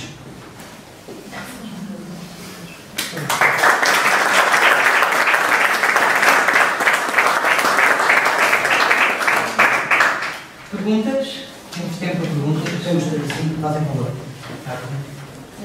Boa tarde. Antes de mais, muitos parabéns pela conferência com que nos brindou e agradecer também ao Exame e ao Dr. Ricardo Santos pela iniciativa, que realmente é fantástica. E eu gostaria só de questionar 2 coisas, que é, primeira, na sua experiência e na sua opinião, qual é a eficácia dos press releases que agora todas as sociedades científicas, todas as universidades fazem para as redações? E a segunda era, na sua opinião, qual é que é o papel da LUSA?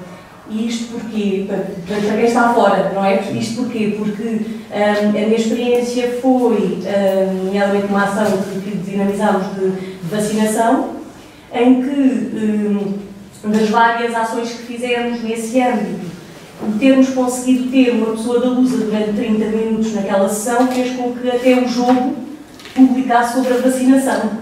E, portanto, realmente pareceu-me que, face a este cenário que apresentou e que também identifico, a Lusa tem aqui um papel realmente privilegiado, não, o que acontece é que disseminador. não é, a Lusa é a agência de notícias portuguesa. A agência de notícias portuguesas, como a Reuters, que é a britânica, ou a AFP, a France Press já não se quer chamar France Press, quer se chamar AFP, têm o poder, ou seja, vendem o seu serviço aos órgãos de comunicação social. Vendem o seu serviço. Vendem o seu serviço. Todos têm que ter, ok? Todos os órgãos de comunicação social não podem viver sem Lusa, porque há muitas coisas que não vão fazer. Ninguém vai, não sei se vocês têm essa noção, mas ninguém vai pôr uma câmara às quintas-feiras ao Conselho de Ministros, não é?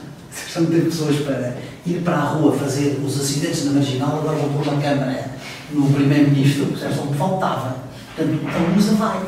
E a Lusa mete uma câmara e filma para todos. As imagens, não te reparar, as imagens da vida, da RTP, são todas iguais, porque a Lusa distribui essas imagens da mão. Pode acontecer alguma coisa, não é? Nessa conferência pode haver um ministro que se passa da cabeça, pode haver uma coisa qualquer, e portanto é bom que lá esteja uma câmara. Mas, e há pouquíssimas perguntas, às vezes vão às jornalistas fazer perguntas ao final do comunicado da Conselho de Ministros, mas são 2 ou 3 coisas. Mas a Lusa vai sempre. Portanto, a Lusa, depois acontece uma coisa, com a redução do número de pessoas das redações, cada vez mais se utiliza a Lusa. Eu diria que 30% das notícias que são publicadas são Lusa. Eu não tenho tempo de fazer, ou seja, eu sei que a Lusa está lá, não vou chatear. Não é? Eu não sei o que é que aconteceu com a conferência ontem da última aula da professora Maria do Céu Pedro. Teve cá alguém, teve cá alguém, não teve cá ninguém? Teve. Quem? Talvez a RTP. Ah, RTP, ok. Mas a Lusa, por exemplo, se a Lusa tem estado, é evidente que ninguém, não, ou seja, uma ou outra que percebe o interesse de vir cá, vem. Mas muitas vezes, estando a Lusa, é garantido que a Lusa, se a Lusa publica, todos vão receber, todos os jogos do Minho ao Algarve, às ilhas, todos recebem os serviços da Lusa. Não há ninguém que não assine o serviço da Lusa. E, portanto, esse serviço está, ou seja, todos vão receber. Tem um buraco aqui, metem, parece que afinal já não conseguimos aquela história da entrevista com o Jardel. Então mete a notícia da vacinação no jogo lá. Quer dizer, estou a brincar, ou seja, é para um buraco, é para qualquer coisa mais engraçada, metem notícias. Do jogo para a vacinação? Pois é isso. Portanto, ou seja, não coube qualquer coisa ali, caiu uma notícia, mete uma notícia da Lusa e alguém deve ter escolhido a vacinação nesse dia. Não sei exatamente o que aconteceu. Se calhar tem uma página que é notícias gerais, não é? Sobre o país, sobre o mundo. E, portanto, para também as pessoas que leem desportivos, digamos, terem alguma noção. Mas a Lusa é absolutamente... E, portanto, a estratégia pode ser chegar à Lusa. Infelizmente, a Lusa, só para vocês terem uma ideia, não é? Está a ver, acabei de almoçar com a pessoa da Lusa, vim num almoço com a pessoa da Lusa. A Lusa, neste momento, estamos no dia 5 de junho de 2019, ainda não tem orçamento para este ano. Ainda não foi, porque a Lusa é uma coisa que tem 51% do Estado e 49% privados. Depois, o Ministério das Finanças deu uma ordem contrária ao que o Ministério da Cultura queria para os gastos da Lusa durante este ano e o Ministério da Cultura, à última hora, cancelou a Assembleia Geral da Lusa. Portanto, não há opinião. Portanto, neste momento, a Lusa não sabe com que dinheiro é que vai viver, nem sabe o que é que vai acontecer. Não está feito ainda, portanto, ou seja, mas portanto a Lusa também tem pouca gente. Às vezes, o que eu normalmente aconselho é enviar para jornalistas específicos. Essa pessoa da Lusa que você conheceu deve ficar com o número de telefone dela, não o perder, e chateá-la o mínimo possível. Ou seja, é escolher cirurgicamente, é uma coisa ou 2 coisas por ano. É cirurgicamente. Ela não virá cá, a certa altura, o enviar muitas coisas cansa. A pessoa diz não quer saber. A certa altura diz, estou farto de receber coisas da faculdade de medicina, não vou sair daqui, eu tenho imenso trabalho para fazer. São dezenas de press releases que vão para o lixo. Os press releases. É este problema que é o press release. Muitas vezes eles não têm tempo. Não têm tempo de sair. Quer dizer, eu às vezes assim, convidar um jornalista para vir falar à minha aula, não é? Para falar para os alunos. Não vem. Eu conheço imensos deles e sou amigo deles. E portanto digo assim, podias ir falar hoje sobre como é que se fazem notícias, sobre as notícias de economia e não sei o que assim. Às vezes combino e ela ao lado diz, não posso ir. pá, desculpa, pá, não sei o quê, não sei o que é um problema, não tem mais, não sei o que mais, faltou, não sei quem.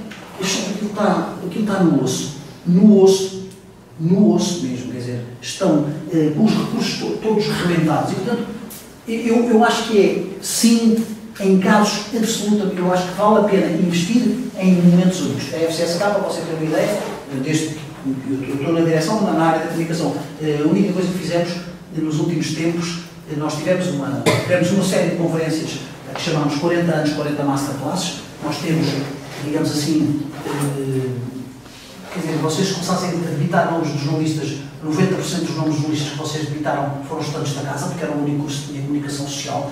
E mesmo assim, ou seja, nós fizemos estes masterclasses, foram imensas pessoas conhecidas, quer dizer, de todos os espectros, coisa que nós não fizemos nunca. Não fizemos nenhuma, quer dizer, não valia a pena estar a mandar para os mídias. Não iam ouvir a Gabriela Caravilhas falar sobre música clássica, nem o Rodrigo Guedes de Carvalho falar sobre a cobertura jornalística digamos assim, e os não alinhamentos dos telejornais, foi sobre o que ele falou, uma coisa extremamente interessante sobre, digamos, o desespero que é fazer telejornais nos tempos de corre. Ninguém, não tem tempo. Portanto, a única coisa que nós fizemos nestes últimos tempos foi uma bolsa ERC, que foi a primeira bolsa ERC na área da história que veio para Portugal, uma bolsa ERC Consolidator, 2 milhões de euros, foi a única coisa que fizemos. Aí fizemos um vídeo, para eles poderem arranjar as imagens, fizemos um vídeo sem imagens, ou seja, um vídeo sem palavras, só com a investigadora a trabalhar, etc., para poder ser utilizado pelas televisões, fizemos um press release, fizemos 3 ou 4 ou 5 fotos bem boas da investigadora na Torre do Tombo, etc., etc. Quando foi a divulgação, lançámos aquilo por todo lado, aquilo saiu numa data de sítios, digamos assim, é um one shot, ou seja, não vale, e às vezes funciona melhor, é o contacto direto.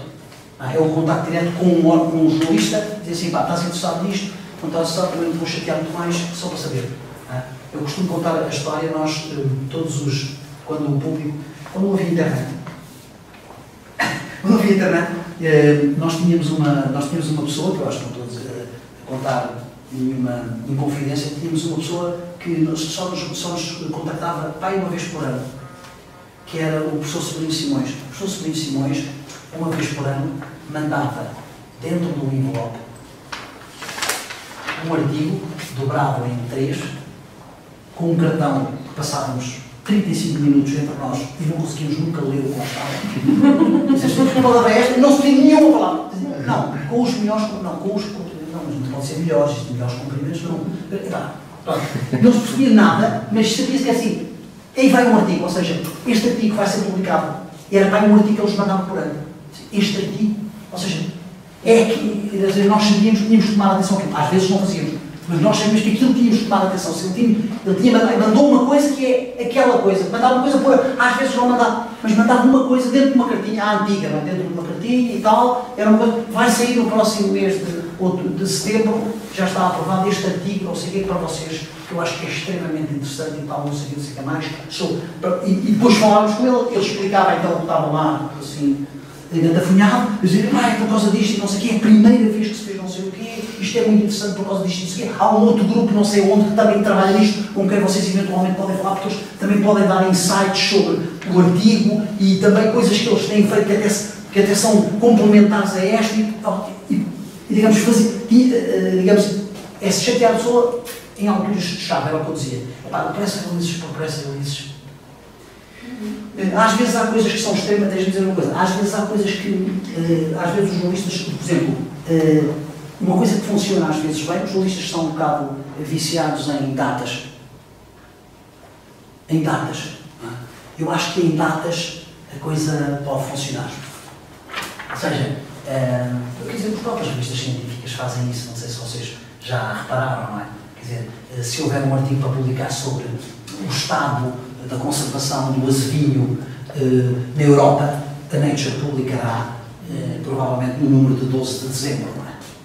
Quer dizer, é em 12 de dezembro que se publica um artigo sobre o azevinho, não é? É aí que eles sabem, a Nature faz isso claramente, coisas sobre parques, sobre coelhos, chocolates, efeitos do chocolate, sério, há uma distribuição das coisas, e é a mesma coisa aqui, ou seja, eu tenho uma história muito boa, tenho um artigo extremamente interessante, não sei o quê, porquê é que eu vou dar isto aos jornais? Porque é o Dia Mundial da Cardiologia, e há aqui um trabalho extremamente interessante sobre não sei o quê, e eventualmente, digamos, apontando para dias especiais, assim, olha, por acaso a gente nem sabia que era, e se calhar no Dia Mundial da Cardiologia, a gente falar com estes investigadores que estão a fazer este trabalho interessante, pioneiro na área de não sei o quê. Eu acho que eventualmente as datas servem. Também pode ser uma outra pista. Fazem favor, mais perguntas. Faz favor. Hoje em dia há vários canais de televisão que transmitem notícias praticamente 24 horas por dia. O que calculo que seja uma enorme pressão a arranjar conteúdos para esses canais. A minha pergunta é porquê é que não há espaço praticamente nenhum para a ciência nesses canais? É porque não há pessoas disponíveis para falar ou não há interesse nos conteúdos que nós temos para distribuir? Eu acho que isto ainda vai demorar um tempo. A sensação que eu tenho é... ainda outro dia estive com uma pessoa que eu não conhecia, estive com a Miriam Alves da SIC. A Miriam Alves fez aquela série, ajudem-me lá, que saiu no ano novo. Diz-me lá, como é que se chama aquela série que a SIC publicou no ano novo, que era os dias... que entrevistou vários cientistas de várias áreas. Como é que eles chamam? Não é os dias do futuro, era uma coisa assim. Admirável Mundo Novo. Admirável Mundo Novo. Admirável Mundo Novo. Ela propôs à SIC o Admirável Mundo Novo. Calma, o quê? 5 minutos? Cientistas a falar durante 5 minutos? Sobre o quê? Inteligência artificial? Não, percebem? Não. Ela continua a insistir. E já há muitos assim, queres fazer? Tu faz. Quer dizer, para não ouvirem. Foram o momento mais visto de todos os jornais da noite onde aquilo passou. Claro que já tem autorização para fazer para o ano. Para o ano haverá uma nova série de Admirável Mundo Novo, coisa. Mas eles não experimentam, eles não chegam a experimentar. E isso é que é extremamente preocupante, porque nas televisões, para vocês entenderem, não há nenhum jornalista. A Miriam Alves faz dezenas e milhares de coisas, não tem nada a ver com jornalista de ciência, faz muitas coisas. Na RTP havia o Vasco Trigo. O Vasco Trigo saiu em 2013, deixou de haver um jornalista especializado em ciência. Portanto, nem há sequer um tipo que diz assim: aqui uma história que é muito gira. Na área de. Eu outro dia, na passada, fez agora aqui, faz uns 15 dias que eu fui a uma solta de linces, nunca tinha visto uma solta de linces. Há uma investigadora da nossa faculdade que é antropóloga, é bióloga, fez biologia e biologia da conservação, depois em Inglaterra, e agora fez um doutoramento em antropologia, sobre o impacto do lince nas populações locais, etc. A tese de doutoramento dela é sobre isso. E eu tinha-lhe pedido para ir ver a solta dos linces, então tinha muito interesse e tal, e ela trabalha com o Instituto de Conservação de Doutores, eu fui ver. Digamos, as histórias, digamos assim, dos biólogos que fazem conservação da natureza em Portugal são absolutamente espetaculares. Os tipos, só para terem vocês terem uma ideia, nasceram 29 linces este ano, crias, lince em liberdade. Os tipos vão todos os dias ver como é que estão as famílias, ou seja, à distância, não é? Eles conseguem vê-los perfeitamente, estavam perfeitamente a fazer uma história sobre o tipo que faz. Eles sabem exatamente quantos linces nasceram. E isto é uma história extremamente, eu acho que é extremamente interessante. Atrai pessoas para fazer ciência, mas eles não têm, assim, não há lá uma cabeça dentro que diga assim: vamos fazer isto. Ou seja, um editor, um tipo com poder, o problema é que, digamos, o tipo com poder diz assim: vamos fazer isto. Eu disse à Miriam, espero que a Miriam admire-me, essa vou apontar. Eu disse ela vai fazer. Todos os anos há este problema das sardinhas, não é? Quem são os tipos que determinam a cota de sardinha? São os cientistas que estudam as sardinhas. Vai num bar com eles fazer contagem de sardinhas. Como é que eles fazem? Ou seja, é uma história que entra de certeza a todos os vão ficar a saber como é que é feito e é estar a contar a ciência. Mas o que eu acho que acontece é que, primeiro, as pessoas têm imenso trabalho, têm 24 horas para produzir. Não é? Eu já vi o Pedro Coelho, que também já vi o Pedro Coelho no meio de manifestações dos sindicatos, dos metalúrgicos, não sei o quê, para que o microfone não. Quer dizer, quando nós o que podia estar a fazer era o BES, e o BANIF, e o BPI, e isso é que ele faz bem. Ou seja, há uma pressão enorme para fazer isto. E o que eu acho é que, normalmente, as pessoas que dirigem não têm esta coisa. Por exemplo, o 90 segundos de ciência, o Rui Pedro. Eu não cheguei a contar uma história. O Rui Pedro, como é que nós chegámos ao valor que a Novartis devíamos pedir à Novartis? Não está aqui ninguém da Novartis, pois não. Como é que nós chegámos ao valor que havíamos de tirar ao Novartis? Eu falei com duas pessoas de agências de comunicação e disse assim, quanto custa uma menção a uma marca na Antena 1 de manhã, durante um ano, seguido, todos os dias, menos aos fins de semana, 280 menções. E houve uma agência que me disse que custa 20 mil euros e houve uma agência que me disse que custa 30 mil euros. E nós pedimos 25 mil euros. Nós não queríamos pedir um valor absurdo, que eu disse assim, isto é o valor mais que 5 mil euros. É mais também já. Depois aconteceu uma coisa, por isso é que a Novartis também ficou contente para nós, e acho que ficou a nossa amiga até ao fim da vida, que foi, eles gostaram tanto daquilo, que quando começaram a ouvir os primeiros episódios, nós mandámos para aí uma semana ou 2 semanas, para eles perceberem como é que era a dinâmica daquilo, e o Rui Pego ouviu aquilo e disse assim, António, eu gosto mesmo disto, pá, eu vou pôr isto encostado à hora. Portanto, não é ao calha, não é às 9h20, nem às 10 menos um quarto, é às 10h58 e às 6h58 da tarde, que é a melhor hora possível para um programa de rádio. E gostaram aquilo à hora e disseram, não vou pôr uma vez, vou pôr 2. Ou seja, já me lixaste. Não, agora não vou tirar nova. O dinheiro chega. Portanto, tipo, não vou tirar nova arte, então chega, nós temos um conceito de mestrado, depois tem as viagens todas dele e temos um sonoplasta. Nós entregamos aquilo absolutamente acabado. Antena 1, carrega no botão.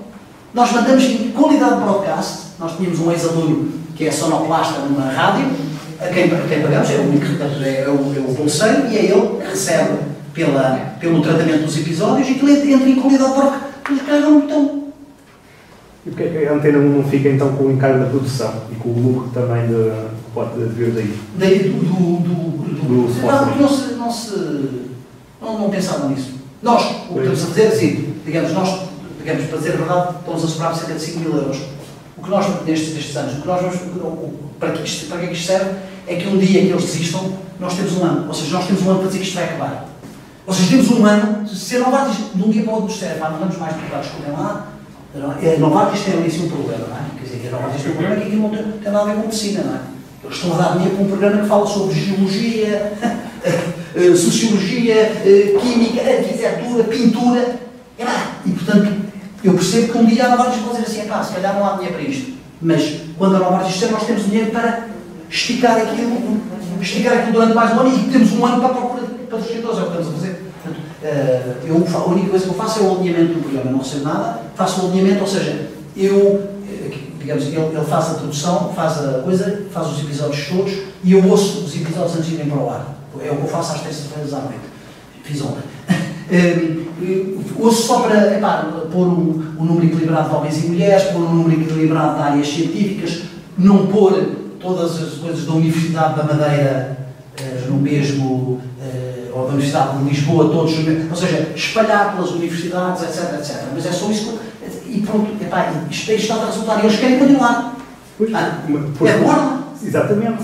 Aqui é mais um exemplo clássico dos cientistas a serem aproveitados pelo sistema. Porque são os cientistas a produzir, e vocês a produzir os conteúdos, a Novartis a ficar com o sponsoring e a Antena 1 a ter um conteúdo de uma beijada na altura. Pois.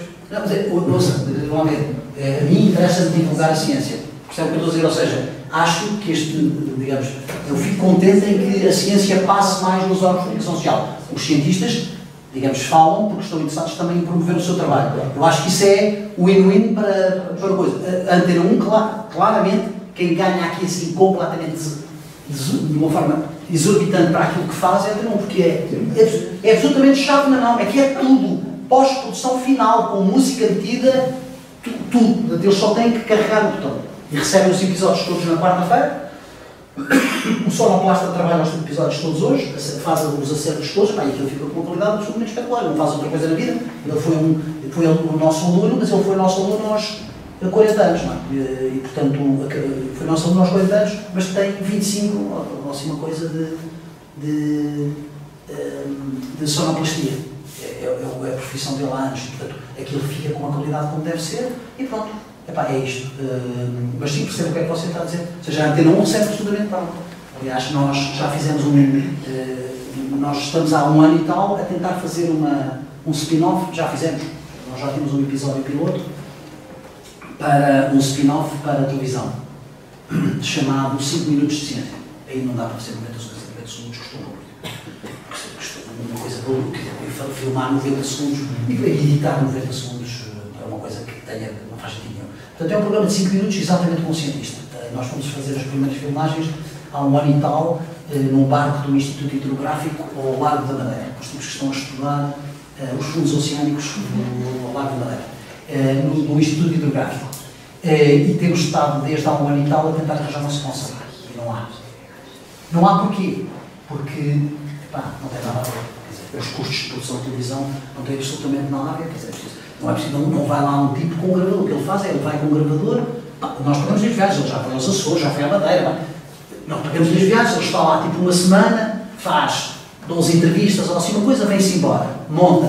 Portanto, vamos com a televisão não é um, tem que ir para aí 3, tem que ir um tipo para o som, tem que ir um tipo para a imagem, tem que ir um jornalista, ou seja, é completamente diferente, não é? E o tempo de produção, de edição daquilo, de trabalho sobre aquilo, tem que se fazer eventualmente motion graphics sobre aquilo, não é? Que é as legendas, as coisas que mudam, os gráficos, tudo isso custa muito mais dinheiro. O episódio custa muito mais dinheiro e nós queríamos fazer uma série de 26 episódios, que é normalmente o que a RTP aceita. A RTP já nos disse que aceitava, como é óbvio, não é? É muito desgraça, não venham eles. A RTP já nos disse que se nós tivéssemos dinheiro para produzir o programa, se houvesse dinheiro para produzir o programa, produziríamos. Mas ainda não conseguimos arranjar um sponsor. Já tentámos vários. Mas as pessoas acham que é caríssimo. Sim, é caríssimo, é caro. Não há. É para fazer com alguma qualidade é caro. Não é uma máquina qualquer. Não é custa dinheiro. Mais perguntas? Para já, agradecer a sua generosidade e a forma coloquial com que nos fez introduzir neste mini, para mim, deu uma série de ideias e de pistas, não é? De como é que as coisas funcionam. Quando eu tocava, às vezes, não há muita divulgação, mas há divulgação de notícias da ciência. E às vezes, notícias da ciência vêm de uma forma um bocado promotaica, no sentido de dizer, foi descoberta uma enzima que pode contribuir para o cancro, vai curar o cancro do pâncreas, mas isso é daqui a 50 anos. E aquilo cria uma expectativa das pessoas, dos familiares, etc. E os aspectos éticos aqui são um bocadinho complicados, não é? Às vezes não é? É simpático, promove um instituto que está a fazer investigação, os investigadores, os mecenas, as sensibilizações mecenas, etc. Mas cria essa expectativa. As pessoas que fazem essas notícias, às vezes, têm alguma preparação, fazem na escola de comunicação, têm áreas de comunicação da saúde ou de ciência, têm... Como é que faz? Sim, é assim, vamos lá ver, está-me aqui por vários problemas. O primeiro problema é, sim, há press releases que vêm aumentados, que vêm, digamos assim, vêm uns furos acima do que deviam dizer. Dizem coisas que estão uns furos acima do que deviam dizer. Normalmente, esses press releases passam nos meios de comunicação social que não têm filtros.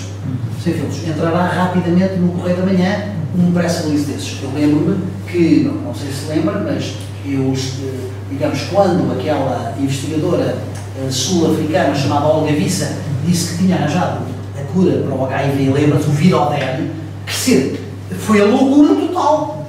Ela nunca publicou um artigo na vida. Todos os artigos que saíram no público foi a desfazer aquilo. Nós primeiro evitámos escrever sobre aquilo, vou ser sincero. Vocês disseram quando o 24 horas e a Capital e não sei o que começaram a dizer que aquela coisa espetacular. Nós começámos a desconfiar. Depois houve uma investigação muito bem feita pela Leonor Figueiredo, do Diário de Notícias, que começou a desmontar aquilo. E depois nós ajudámos também na desmontagem daquilo.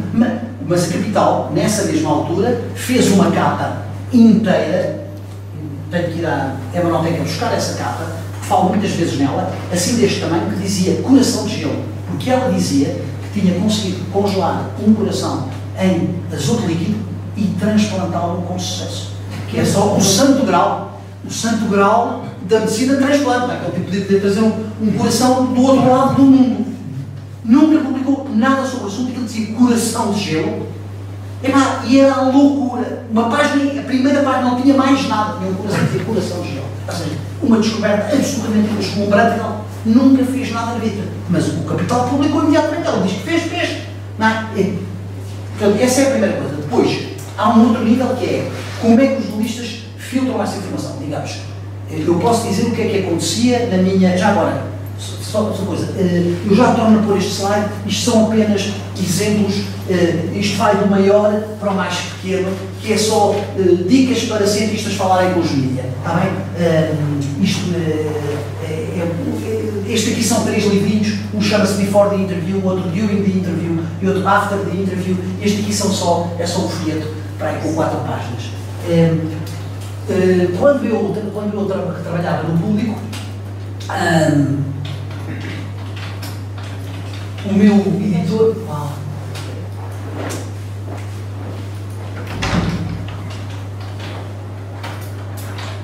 O meu editor dizia, sempre disse o José Vitor Malheiros, dizia que estão proibidas, vocês não conseguem encontrar no público, 3 palavras: cura, esperança e revolução. Era proibido escrever. Este Health News Review, que eu vou ler há bocadinho, tem este artigo que é extremamente interessante e que eu acho que os jornalistas deviam todos ler, mas não é possível pôr os jornalistas todos a ler isto. Ele diz que estas são as palavras que não devem ser usadas nas notícias médicas: cura, milagre, revolução, prometedor, dramático, esperança e vítima. E depois explica porquê. Em que condições é que não devem ser utilizadas. 7 words you shouldn't use in medical news. Aqui está aqui o título do artigo. Ele depois explica aqui assim porquê. Esta situação, o que acontece muitas vezes é que, primeiro, há uma necessidade de tentar explicar o que é que aquilo é, e muitas vezes as explicações vão muito para além. E as pessoas não percebem, o que estava a dizer aí muito bem, que isso lança esperanças absolutamente inacreditáveis nos doentes. Os doentes acham que aquilo está resolvido, e isso é extremamente perigoso. Nós no público tivemos, eu posso contar 2 histórias. Uma, nós, quando o público começou, nós tínhamos acesso às principais revistas, e uma vez publicámos uma história que era do New England Journal of Medicine, de um tratamento muito novo, um clinical trial que estava a decorrer nos Estados Unidos e cujos resultados estavam a ser apresentados, sobre esclerose múltipla. E nós tivemos um telefonema de uma senhora que disse: eu tenho não sei o quê, a minha filha, 35 anos, não sei o quê, tem um problema, e você não se importa de me dar o contacto dos médicos? Porque nós tínhamos falado com os médicos, tínhamos telefonado, naquela altura, para telefonar para Boston, era preciso telefonar para a Marconi e dizer: por favor, ligue-me para a Faculdade de Medicina de Harvard, e depois esperávamos 20 minutos e eles ligavam, e nós falámos com eles, e nós demos-lhe o número, e ela depois, passado 3 vezes, telefonou-nos a agradecer porque a filha tinha conseguido entrar, tinha dinheiro, ou seja, foi para os Estados Unidos, pediu, eles acharam que podia ser interessante, e meteram-na no clinical trial. Outro exemplo que eu tenho também tem a ver com o facto de os jornalistas às vezes não fazerem a verificação que deviam fazer. Aconteceu-me uma vez, digamos, ficou-me para sempre na memória, porque quando nós fazemos as neiras, as coisas ficam sempre marcadas. Eu, alguns em 1996, 98, não consegui precisar. Eu sei mais ou menos que são estas datas, porque foi quando eu regressei ao jornal e, portanto, sei onde é que estava sentado quando isto aconteceu, na redação, portanto, nessa altura, são o final dos anos 90, e eu escrevi, o Lancet publicou um artigo que dizia que 10% das amniocenteses feitas nas clínicas da Escócia resultavam em aborto. E eu publiquei, não tinha tempo de falar com ninguém, e por isso simplesmente publiquei a história. Publiquei a história citando o Lancet, citando um estudo, fazendo coisa e tal. Passado aí 3 dias, recebo um telefonema da professora Purificação Tavares, que não sei se conhece, disse: António Bernardo, eu chamo Purificação Tavares, eu estou-lhe a telefonar, porque aquilo que você escreveu já não sei, na tribo, não sei o quê, desde que você escreveu aquilo, para você ter uma ideia, cancelaram 80 amniocenteses. Eu já não posso atender pessoas a perguntar se devem fazer a amniocentese. A amniocentese é um teste absolutamente fundamental, e você deu um bocado disto, ela estava bem coisa. Eu vou escrever uma carta ao diretor público, mas o que deixa-me dizer uma coisa. A primeira coisa, quando eu li o seu artigo, foi, a primeira sensação que eu tive foi, este jornalista não percebeu nada do que lá está escrito, não está lá escrito 10%, está lá escrito 1%. E ele enganou-se. Mas eu fui buscar o Lancet. O Lancet diz 10%. Ora bem, o que é que eu acho do estudo do Lancet? Aquilo não foi feito em clínicas. Foi feito em matadores. Aquilo são matadores. O Lancet não pode publicar um artigo que dá 10%. As clínicas têm que estar todas, porque não é um caso de polícia, não é um caso de um artigo científico. A Sociedade Europeia de Ginecologia vai emitir um comunicado, o Lancet repetir o artigo depois, vai emitir um comunicado, não sei se vai chamar, eu vou escrever uma carta ao diretor, não é contra si, você não fica chateado comigo, mas é para chamar a atenção que o artigo é uma, ou seja, não é uma fraude, pode ter acontecido, mas se aconteceu, as clínicas deviam estar fechadas. Isto não pode acontecer. Portanto, muitas vezes os jornalistas às vezes não, ou seja, quando não confronta, e isto cada vez acontece mais. Há um tipo que diz uma coisa, na política, isso faz-se imensas vezes, que eu acho que é exatamente o contrário, é a negação do jornalismo, que é, ele disse, há um tipo que disse uma baboseira brutal, disse, o fulano disse, e o outro fulano disse. E ninguém diz qual é que é a verdade. Ou seja, interessa-me saber qual é que é a verdade. E não que fulano tal disse e que fulano tal disse. Claro que, digamos assim, os jornalistas de ciência têm mais cuidado com isso. Ou seja, têm mais cuidado em tentar perceber se aquilo tem alguma credibilidade antes de publicarem. Os jornalistas que não são especializados na área, veem uma coisa, acham absolutamente normal. 25% das pessoas de Lisboa vai morrer de cancro de pulmão. Isto vai mesmo acontecer. Só um tipo que disse, parece que é um tipo que é da faculdade, não sei o quê, disse. E publicam sem fazer a verificação da informação. Digamos, normalmente os alunos, digamos, eu sou de Línguas e Literaturas Modernas, depois fiz um mestrado em Geologia de Ciência, mas sou de Línguas e Literaturas Modernas, fui para a secção de Ciência do Público porque me interessava por ciência, porque me interessava por ambiente, e foi por isso que eu comecei na secção.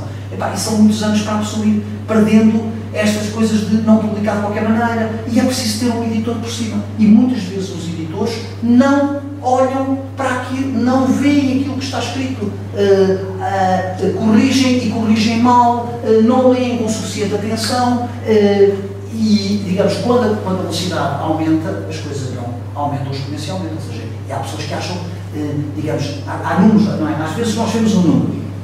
Eu vejo outro dia, só para ter uma ideia,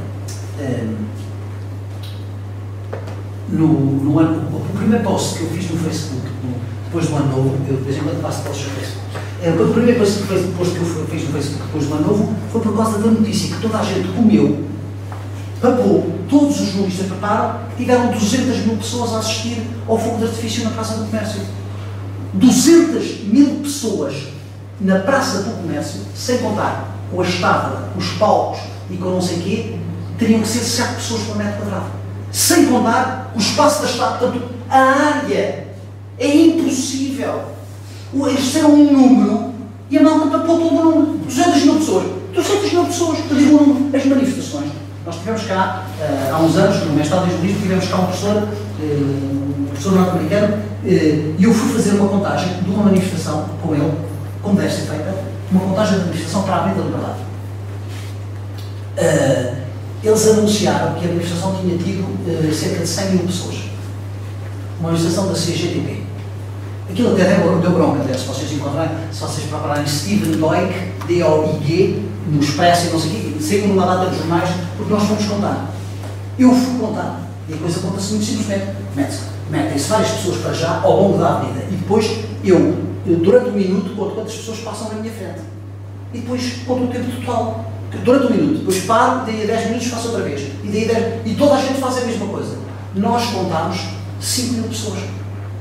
E ele disse, vamos dizer assim, à vontade, vamos dizer 8 mil. Sem sabermos o que é que eles iam dizer, não é? Ficou tudo chateado, porque a malta disse 8 estiveram, 8, eu estive lá. Eu estive lá e fizemos fotografias, inclusivamente.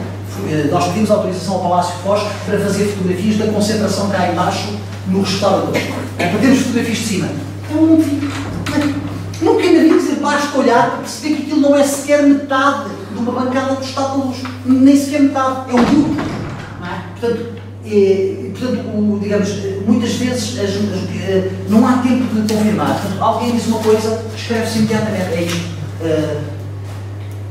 Sim, podia dar imensos exemplos. Esse para mim é um dos pecados principais do jornalismo, é esta voracidade que não permite, não é que não permite, é que as pessoas não verificam e, portanto, não estão a fazer jornalismo, estão a fazer outra coisa, estão a fazer propaganda de alguém que lhes dá uma notícia, não é? Alguém que lhes diz uma coisa. As manifestações, cada vez que ouço uma manifestação, eu só me lembro disto, ao de reparar, é 200 mil, 500 mil, em Fátima estão sempre 1 milhão de pessoas. Não cabem no recinto de Fátima, 1 milhão de pessoas não cabem, nem que venham 2 papas ao mesmo tempo, não cabem. O número oficial é sempre um número completamente absurdo. Ele tinha métodos, ele quando foi aquelas manifestações em Washington, no Mall, no tempo do Obama, ele foi um dos convidados para... Ele fazia parte do consórcio que fez a montagem, não é? Bem, eles faziam montagens, punham balões no ar, faziam fotografias, etc. Não era o tempo dos drones, não é? E aquilo são... Quer dizer, vê-se, tu olhas para uma coisa e consegues contar num quadradinho, consegues contar quantas pessoas estão. E, portanto, se multiplicares isto por toda a praça, não, as pessoas não cabem, é só fazer contas. Não, e, portanto, sim, os números muitas vezes não são verificados. E na área médica é extremamente coisa, porque as pessoas acreditam. A esperança para paraplégicos, já vi várias vezes, não é? Esperança, eu tenho aqui assim outro dia, andei para recolher notícias, fui falar para um grupo de pessoas da área da alergologia, era também um grupo, e andei a procurar notícias sobre alergias.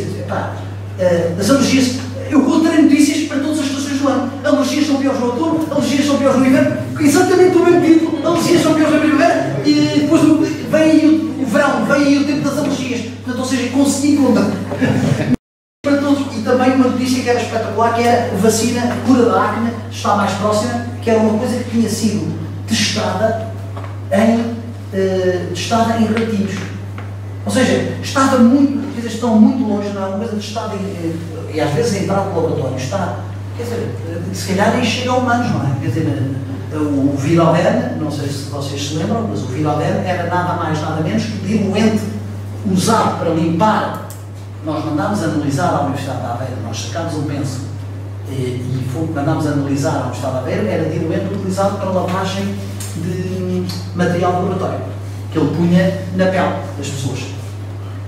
Portanto, se eu tiver a beber lexívia, provavelmente o número de anticorpos desaparece, não é? Baixo, não é? A pessoa não fica muito bem, mas o número de anticorpos baixo. Bem, temos de terminar. Sim, foi um prazer. Muito obrigado pela presença, muito obrigado também pela audiência.